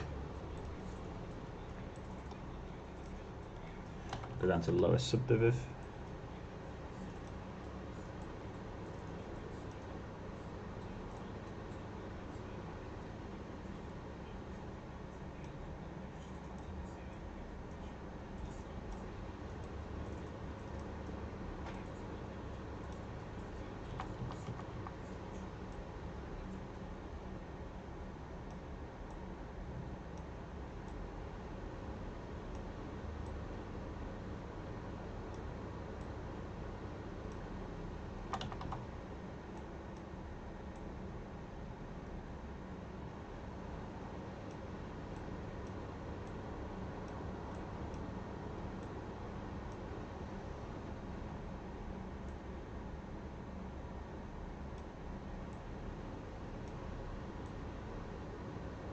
Really forcing this into place.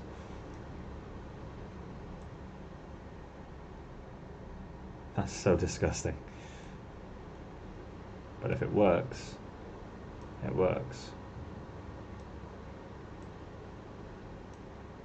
Although this is really, really bad.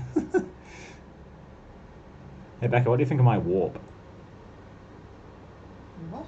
Ideally these warp grids should look pretty smooth. It's just like jank. I can clean a bit of this up manually, I guess. Let's just get that. Okay, I guess let's project that, why not?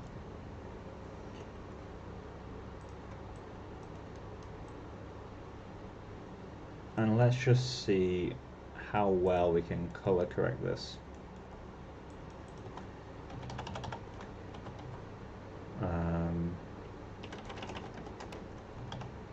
Okay, so I guess it is color balance. I have no idea how to use this node. Heads up.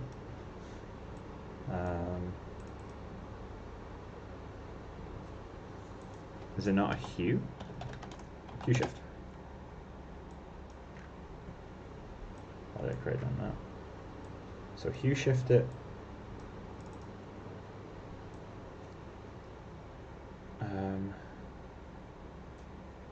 It has to be subtle, holy fuck.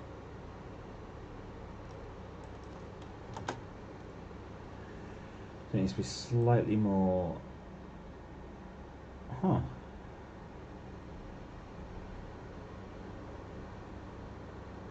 Maybe hue's not the way to go. Saturation.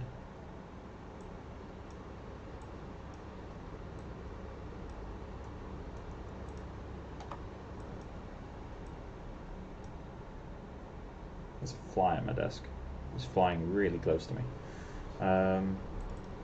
Saturation.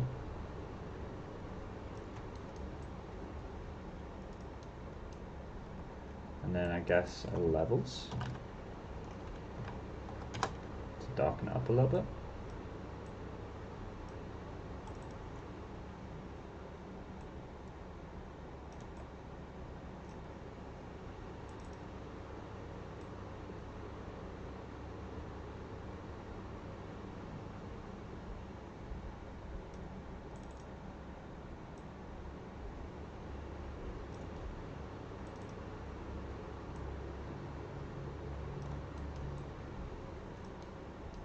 Too dark.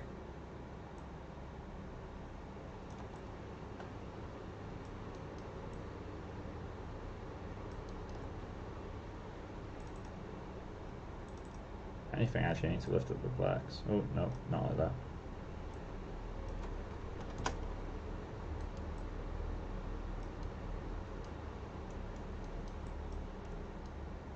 Cool.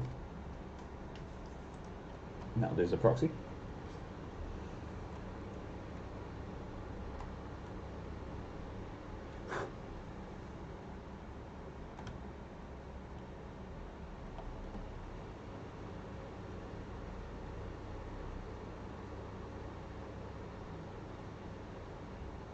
Not a million miles away, surprisingly.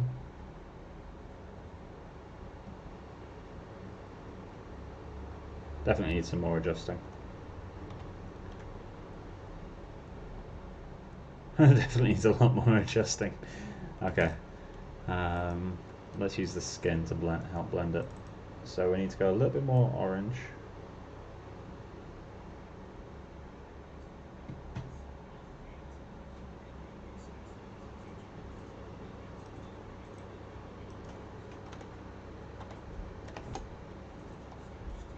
Go a little bit more saturated.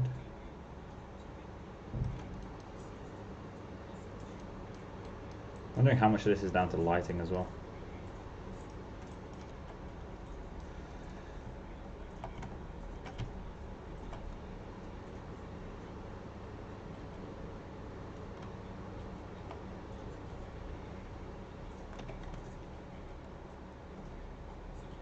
Just use this to block out everything.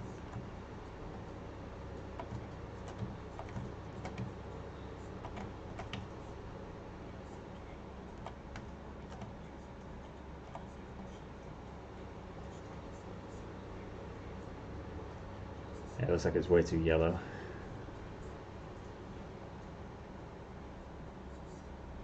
She looks deathly ill. So let's just grab that.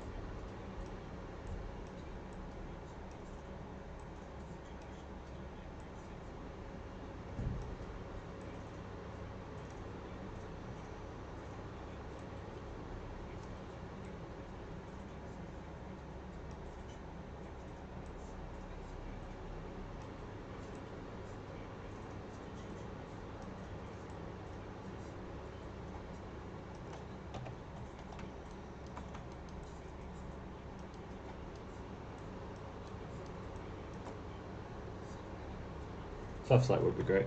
Yeah, it would be pretty decent. Although you can select by region. So it is kind of in there, in a way.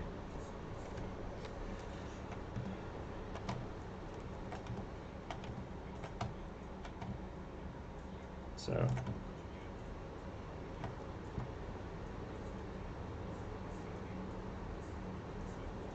yeah, I'm gonna remove my my grading. It's almost distractingly bad at the moment. We're gonna need to get rid of that. But that's easy enough to get rid of. Let's use like that patch there.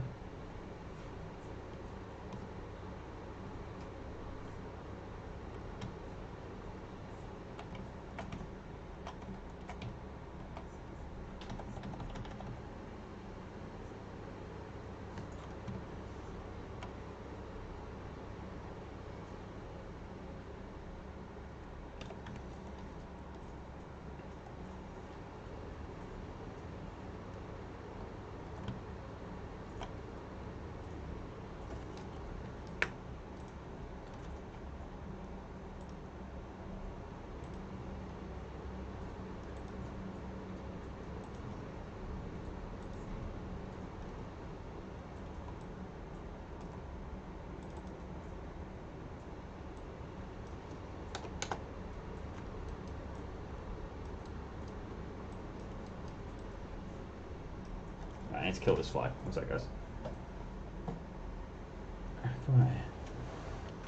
There's a fly. It's just like it's a massive one, and it's just like flying around my monitor.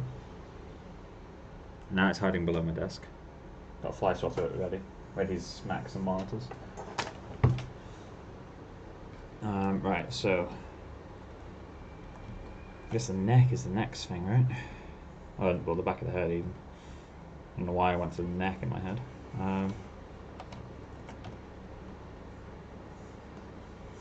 Let's just use the forehead here. Match the size of the ear. So the skin details are roughly the right size. And just use the forehead because it's the largest bit of available skin. Although we do have to look out for like blackheads and that sort of stuff.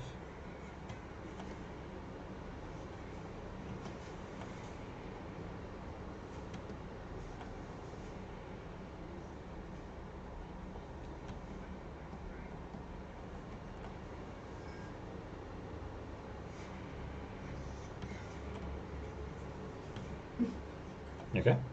There's a trailer out for a movie called Greenland, and it's like a, you know, like one of those like end of the world movies. The comments are friggin' hilarious. Everyone's like, oh, so just an average day and just an average week in 2020 then. Like,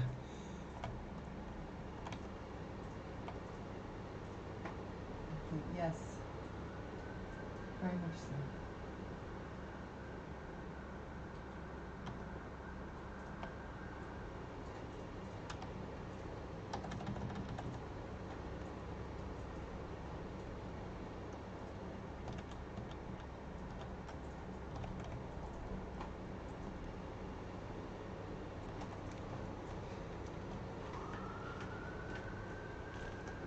So let's change the value slightly.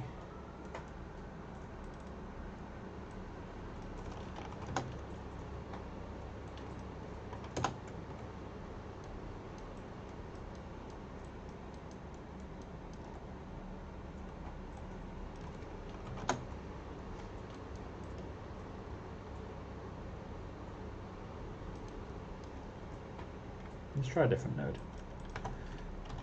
Color. Color lookup? What are you? Don't like that. What is it you're using? What do you mean, what is it I'm using? Like the tool that you're using? Oh, Mari. Oh, is it Maya? I think it was Maya. I was like, No, you can't paint like this in Maya. figure you using Maya? No, Maya could never do this. It's a wee bit shit, as the kids would say. So, midtones, let's add a little bit more red.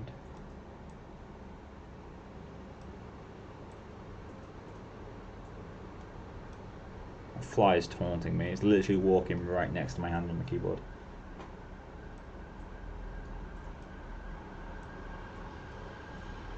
I like that you're having like midlife crisis in life. It's so annoying. Oh, so most of it counts as shadow. That's interesting.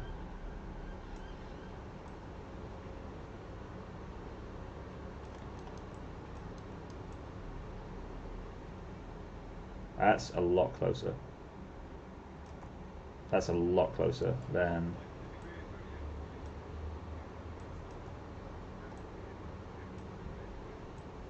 Yep. I think a little bit more brightness in the midtones.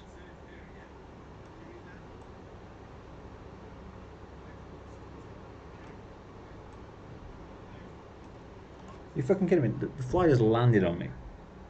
Where's it gone?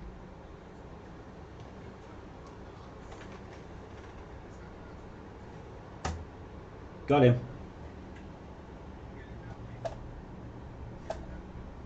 I love fly swatters.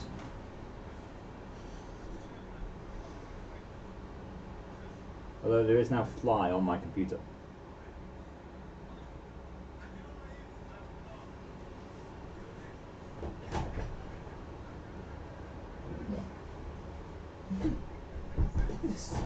I didn't get to take him outside. He fell off the fly swatter. Get it outside. I don't know where it is. Find it, you dirty person. That's him.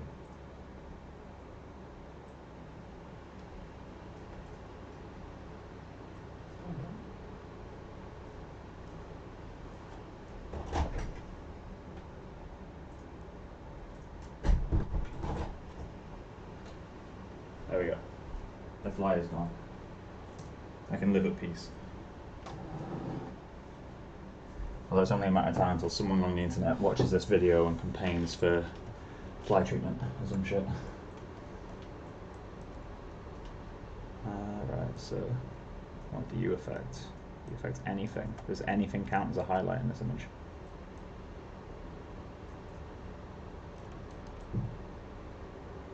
There we go. That's as close as I'm going to get, I think, match-wise. So, back into you. Save the scene. In fact, actually, let's back up the scene. Let's create an archive of that. Archive. Version 3. We're already at 1 GB file, so it's about to get a lot bigger.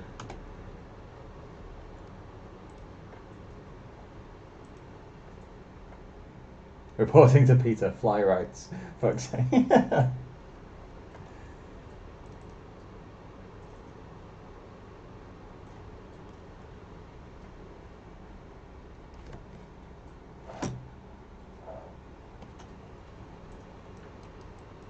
Actually, that color grade works fairly well. It's not perfect.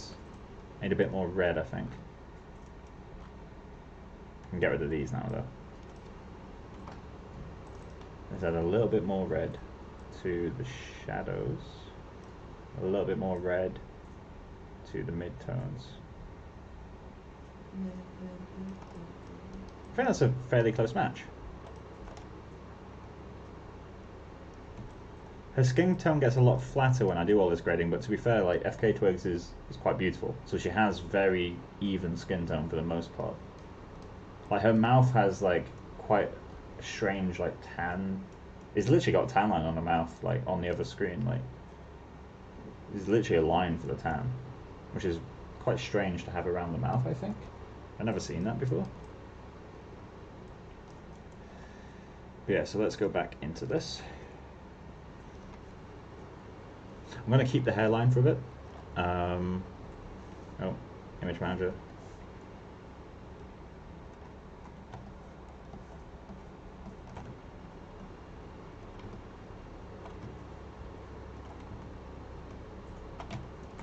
Match the scale.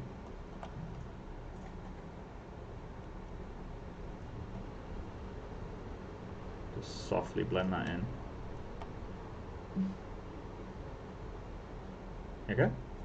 Yeah, in Ireland there's a video that's been posted. It's like a graveyard you're starting to open again. And Oh, yeah. on Father's Day, a lot of people have been visiting.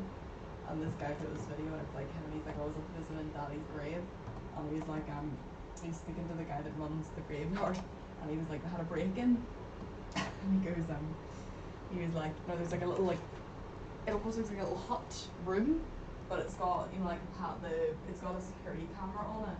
And it's got like the doors, obviously if you ever broke into the graveyard, it's like, oh, there must be something here worth stealing. So he actually like he cut the door, but it's still bolted, so then he was like, right, okay. And then it was like he tried to get in through the roof. Right. And then I walk around the side, and he's actually cut out here, but it's cut a hole in the side of the like thing and removed the insulation and all and got in. It's a brick. It's like a brick structure. Brick? It was a toilet. You know, really? The toilet in the cemetery. Fuck's sake. Oh, I think I've seen that actually. Yeah, because they tried to go through the door and then they couldn't, so they tried to go through the window and they couldn't quite get through it. Yeah, it's dumb.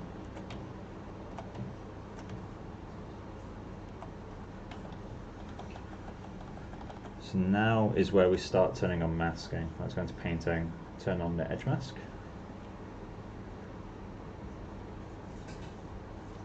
The edge mask is great because it stops you from accidentally painting. Like it straight up stops you from painting seams, or in most cases prevents you from painting seams.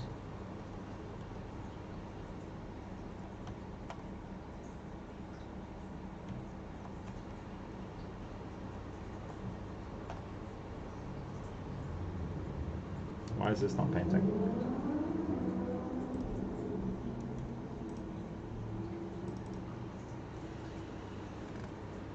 There we go. Let's just get the general skin tone from this. I don't care about scale right now. Although, scale-wise, that's probably not far off what we should have anyway, so let's just get that up.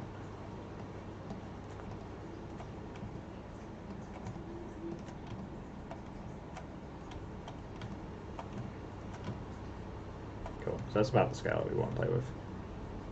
Let's project the inside of the ear.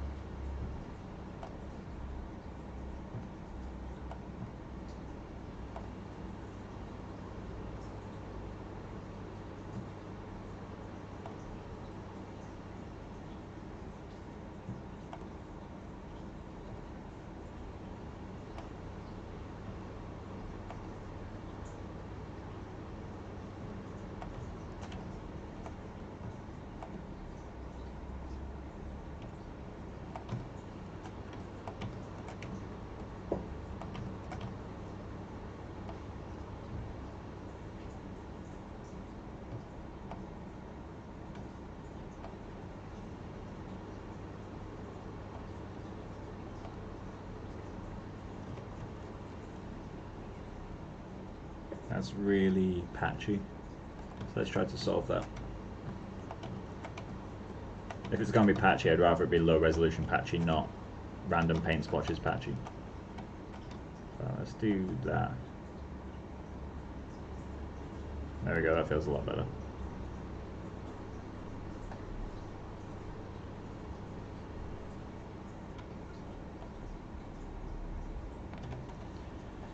That feels so much better.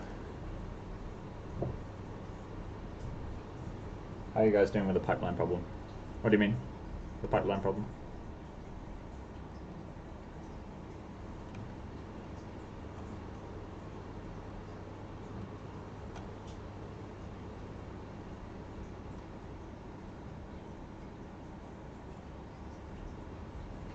My desk is literally shaking right now from the amount of like force I'm putting into the pen.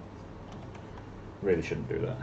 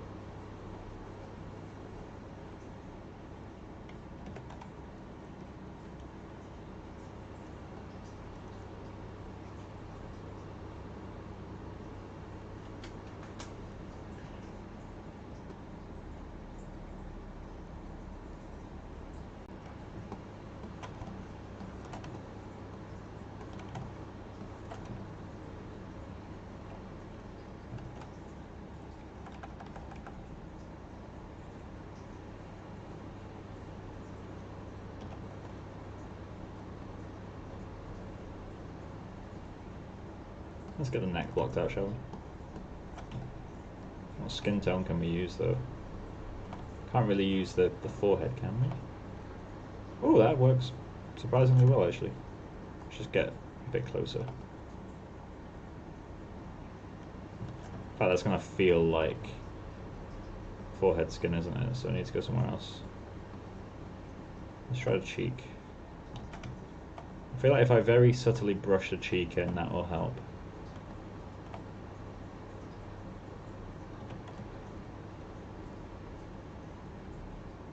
Oh, let's fix that first. That's a bit more glaring.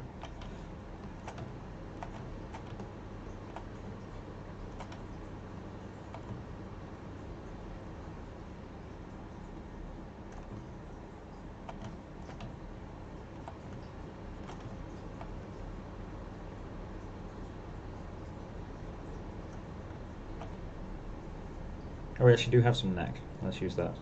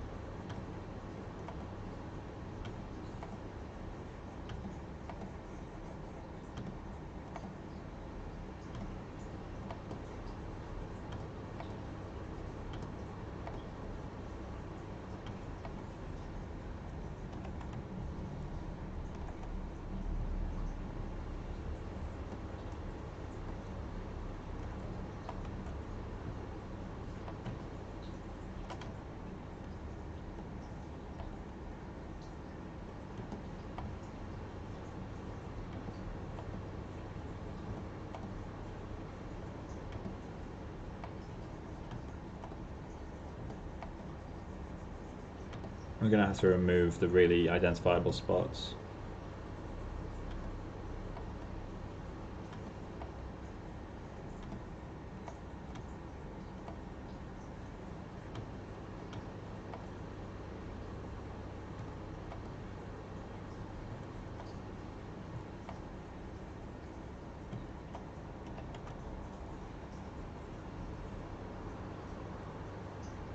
Then we have to blend the neck as much as we can. We're also going to have to add a skin darkening layer to really blend these in together. I thought you were having a problem with the bathtub. Oh, when you said pipeline, I thought you meant like CG pipeline. So you meant the plumbing. Yeah, it's fixed. It's sorted out. It's a building issue. The plumbing in this building is really, really old. Because we live in like an old apartment block from like literally the early 1900s. So although the plumbing is obviously newer than that, the design of the plumbing is fundamentally the same, which is not good.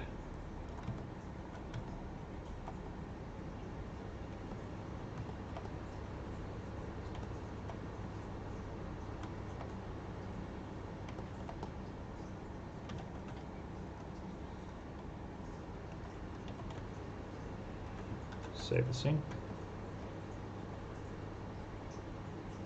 Let's try blending this in a little bit. I can add a skin darkening layer after to get it back in. Let's take some from this side too.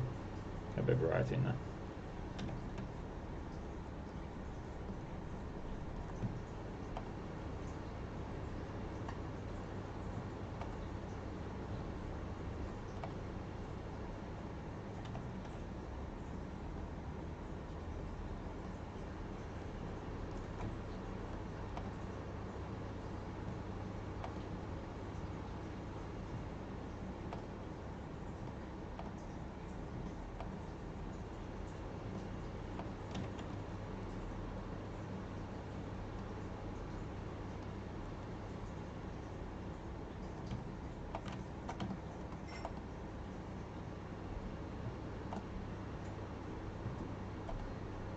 I can open this door, Mike, okay? Just... Sure.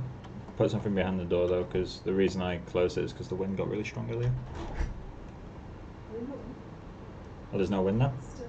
That's good.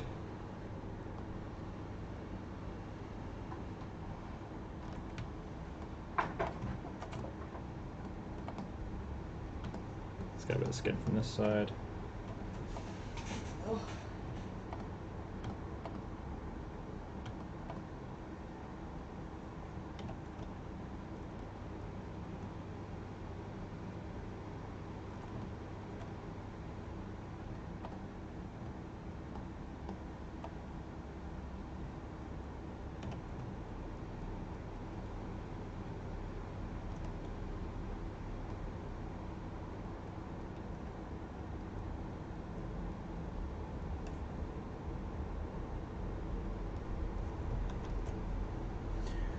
Right, it's 10:30, so I think what I'm going to do is I'm going to end the texturing here. Let's export this. Export flattened. Yeah, that's fine. I'm going to start a render and let that do its thing for a while. So that's saved. Let's close this. Archive view. 1.25 gigabytes already. Overwrite that.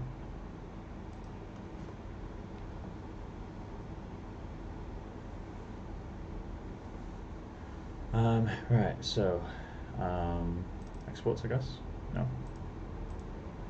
Texturing, FKA twigs, head, col. Delete these guys. Go back into Maya. Tools, texture manager. Where are they? Okay, pick directory.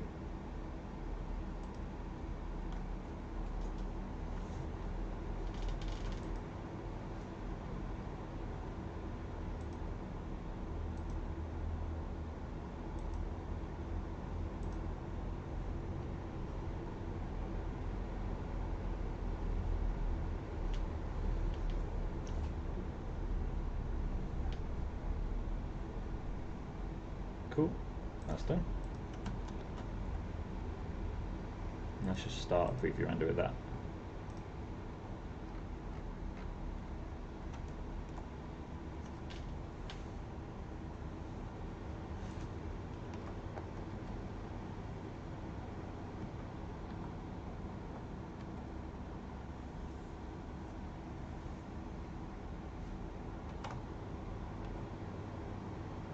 So the ears are too dark now, I'm going to have to lighten them a little bit.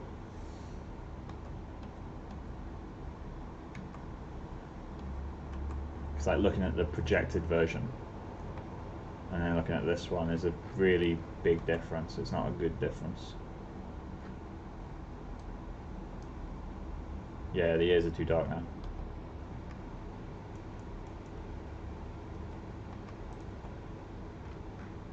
But we're getting more of the skin in place.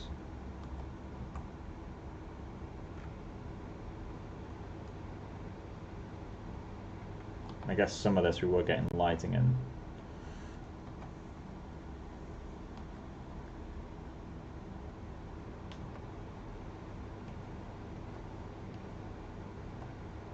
Could be a lighting issue.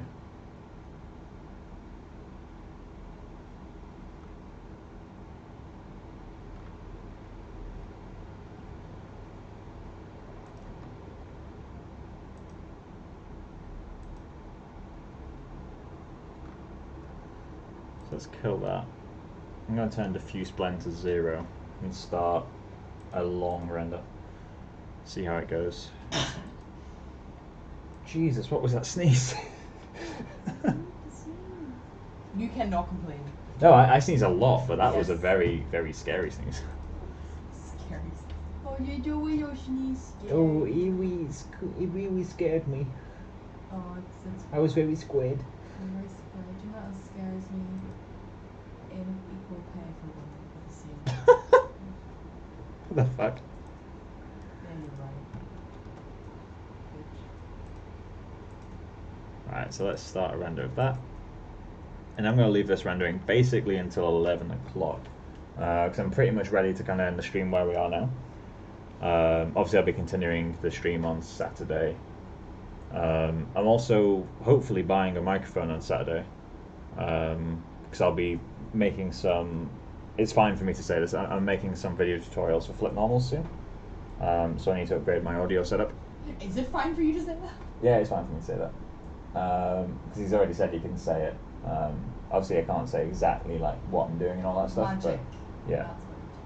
So yeah, I'm gonna be doing some video tutorials for not XYZ, for flip normals. So I need to get a new microphone. So I'll be hopefully buying one Saturday. I need to get a microphone stand as well though. I need to find one that fits on my desk. Mike tried to purchase one, but the credit card company was... Yeah, I literally tried 6 times and the payment got declined every time. I called the bank and they're like, no issue on our end. So the business itself was refusing to take the money. Give me your fucking money. So don't take my money. So it's just like, yeah, it's really annoying. This is quite interesting looking. The eyes are so flat.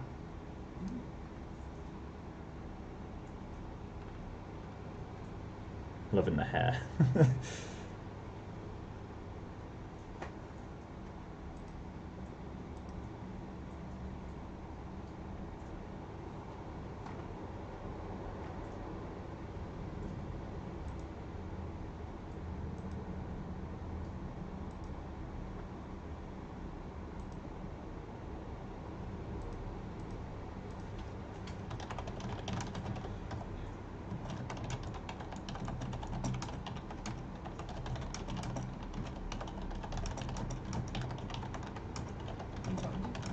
Just replying to a comment on Facebook.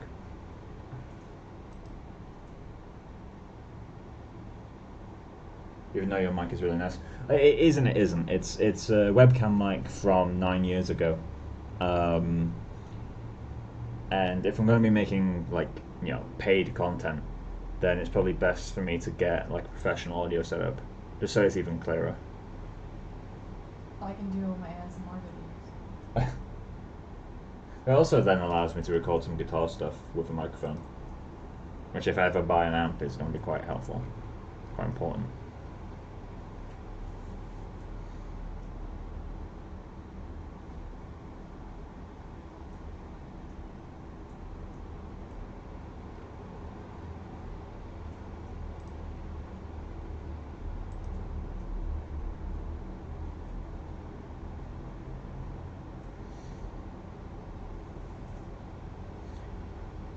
I need to figure out how to get that gold to render nicely.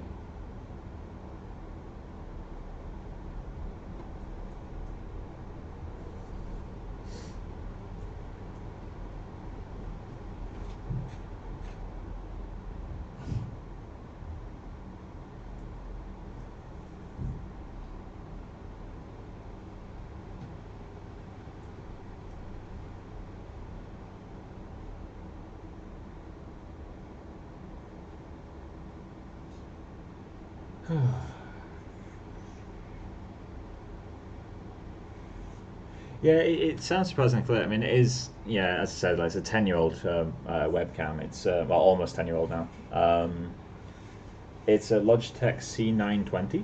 So it's still pretty popular. It's still one of the more kind of popular webcams they do. Obviously, it's been updated since. Um, but it's the reason it works quite well microphone wise is because it's got two. It's got one on each side of the webcam, so it can do stereo, which makes it feel a bit nicer. It's also phase cancelling, I think. So it does really well at eliminating like unwanted sounds. But yeah, and so my face feels super greasy.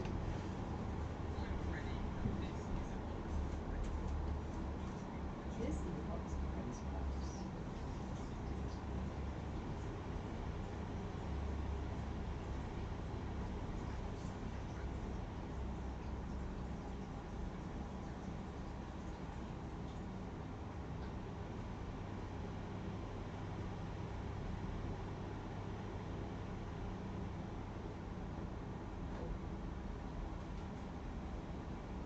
Glassdoor just gave me a recommendation for a job.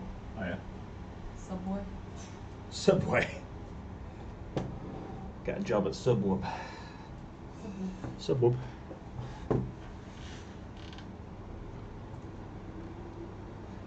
wondering how big of a difference it'll make if I switch to a better color space.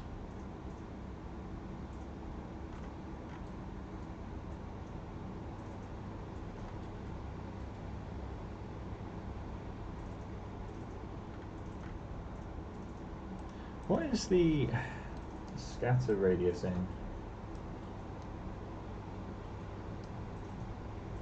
Mean free path distance. In what unit? Let's do some Googling, shall we? RenderMan.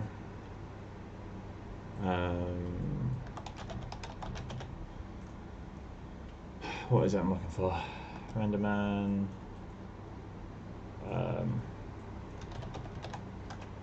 Subsurface.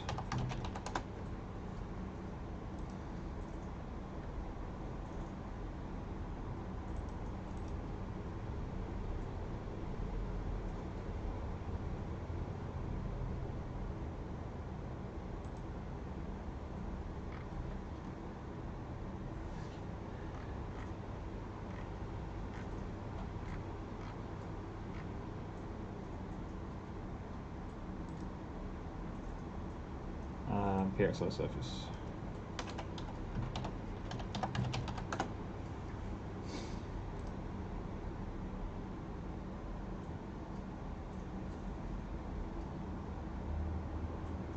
Right, so we've got the pixel surface, so let's go to the subsurface parameters. Still can't believe how good the skin shading is for this.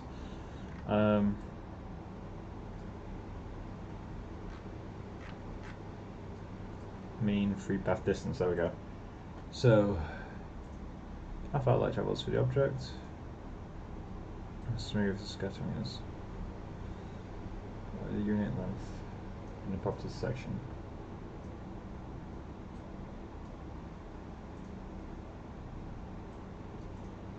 Okay.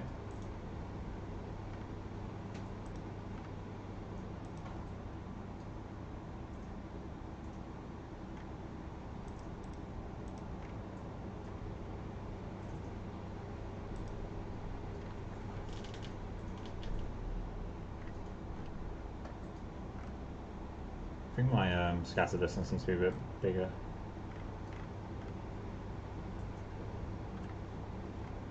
That's something we're going to do in the next streams though.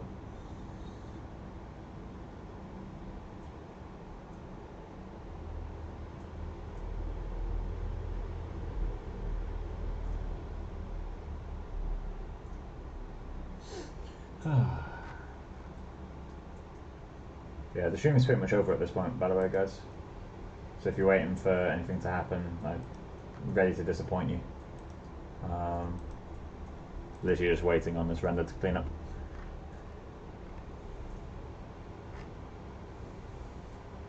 Definitely need to do some serious work here.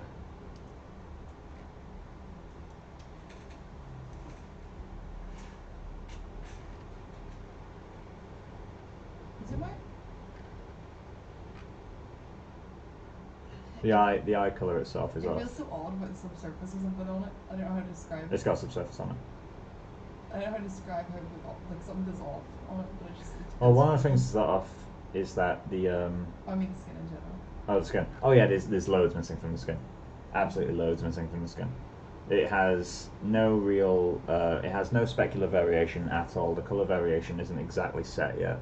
The scatter radius is not correct for skin yet, probably. Because I don't know the scatter radius, I'll have to experiment with that. The displacement still isn't correct, so that's going to feel like it's missing a ton of stuff. The eye itself is way off. Like the iris needs to be a little bit softer, a little bit more orange, a little bit brighter, a little bit more contrasty. The eye veins aren't pronounced enough and the color is wrong. And also the shape of the cornea is not perfectly circular. It's actually got, like, you see how it's like a kink here, Yeah. and a kink there, and then on the other side it's got like a bleed. She's actually it's like remember Madeleine McCann, how she has iris. My brother has that. Yeah, so she's got that as well. So I basically need to go in because currently the iris is a perfect circle in mine. So I need to break that up. What is going on here? Why is she crying, Silver? Oh yeah, that is. I need to figure out why she's shading weird as well. But I think from a distance, it's looking like her. It's just the colours are way off. Yeah. I need to get the lighting right as well. The lighting's gonna make a massive difference.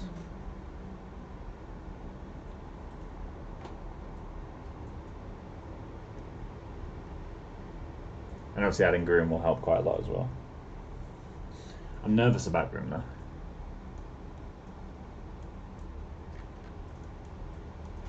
Because I still don't know what her hairstyle is in these images.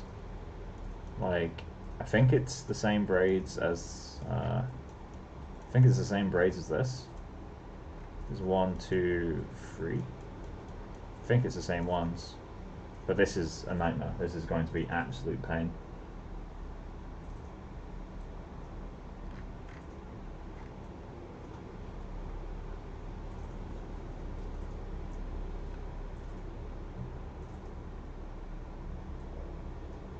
It's weird because even though the skin texture is a direct projection, it doesn't have the same level of contrast in it, like, at all. It's not even close.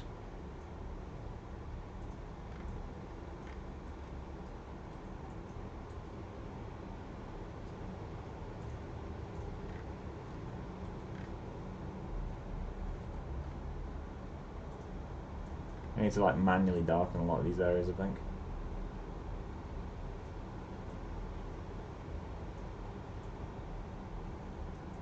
Right, I don't really see the point in continuing the stream because I'm literally just waiting for a render, so I'm going to end it here, guys. Obviously I'll pick up the stream again on Saturday. We'll get a bit further with the texturing. Probably start manually painting over it with actual regular paint layers so that we can get the brightness in some areas, because this is a projection and it's still not right. So there is obviously a color space issue in there somewhere, but yeah, we'll fiddle about with it, see what we can get out of it. But yeah, I hope you've enjoyed it.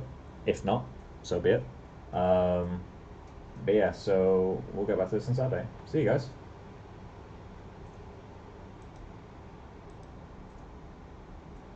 And stream is over.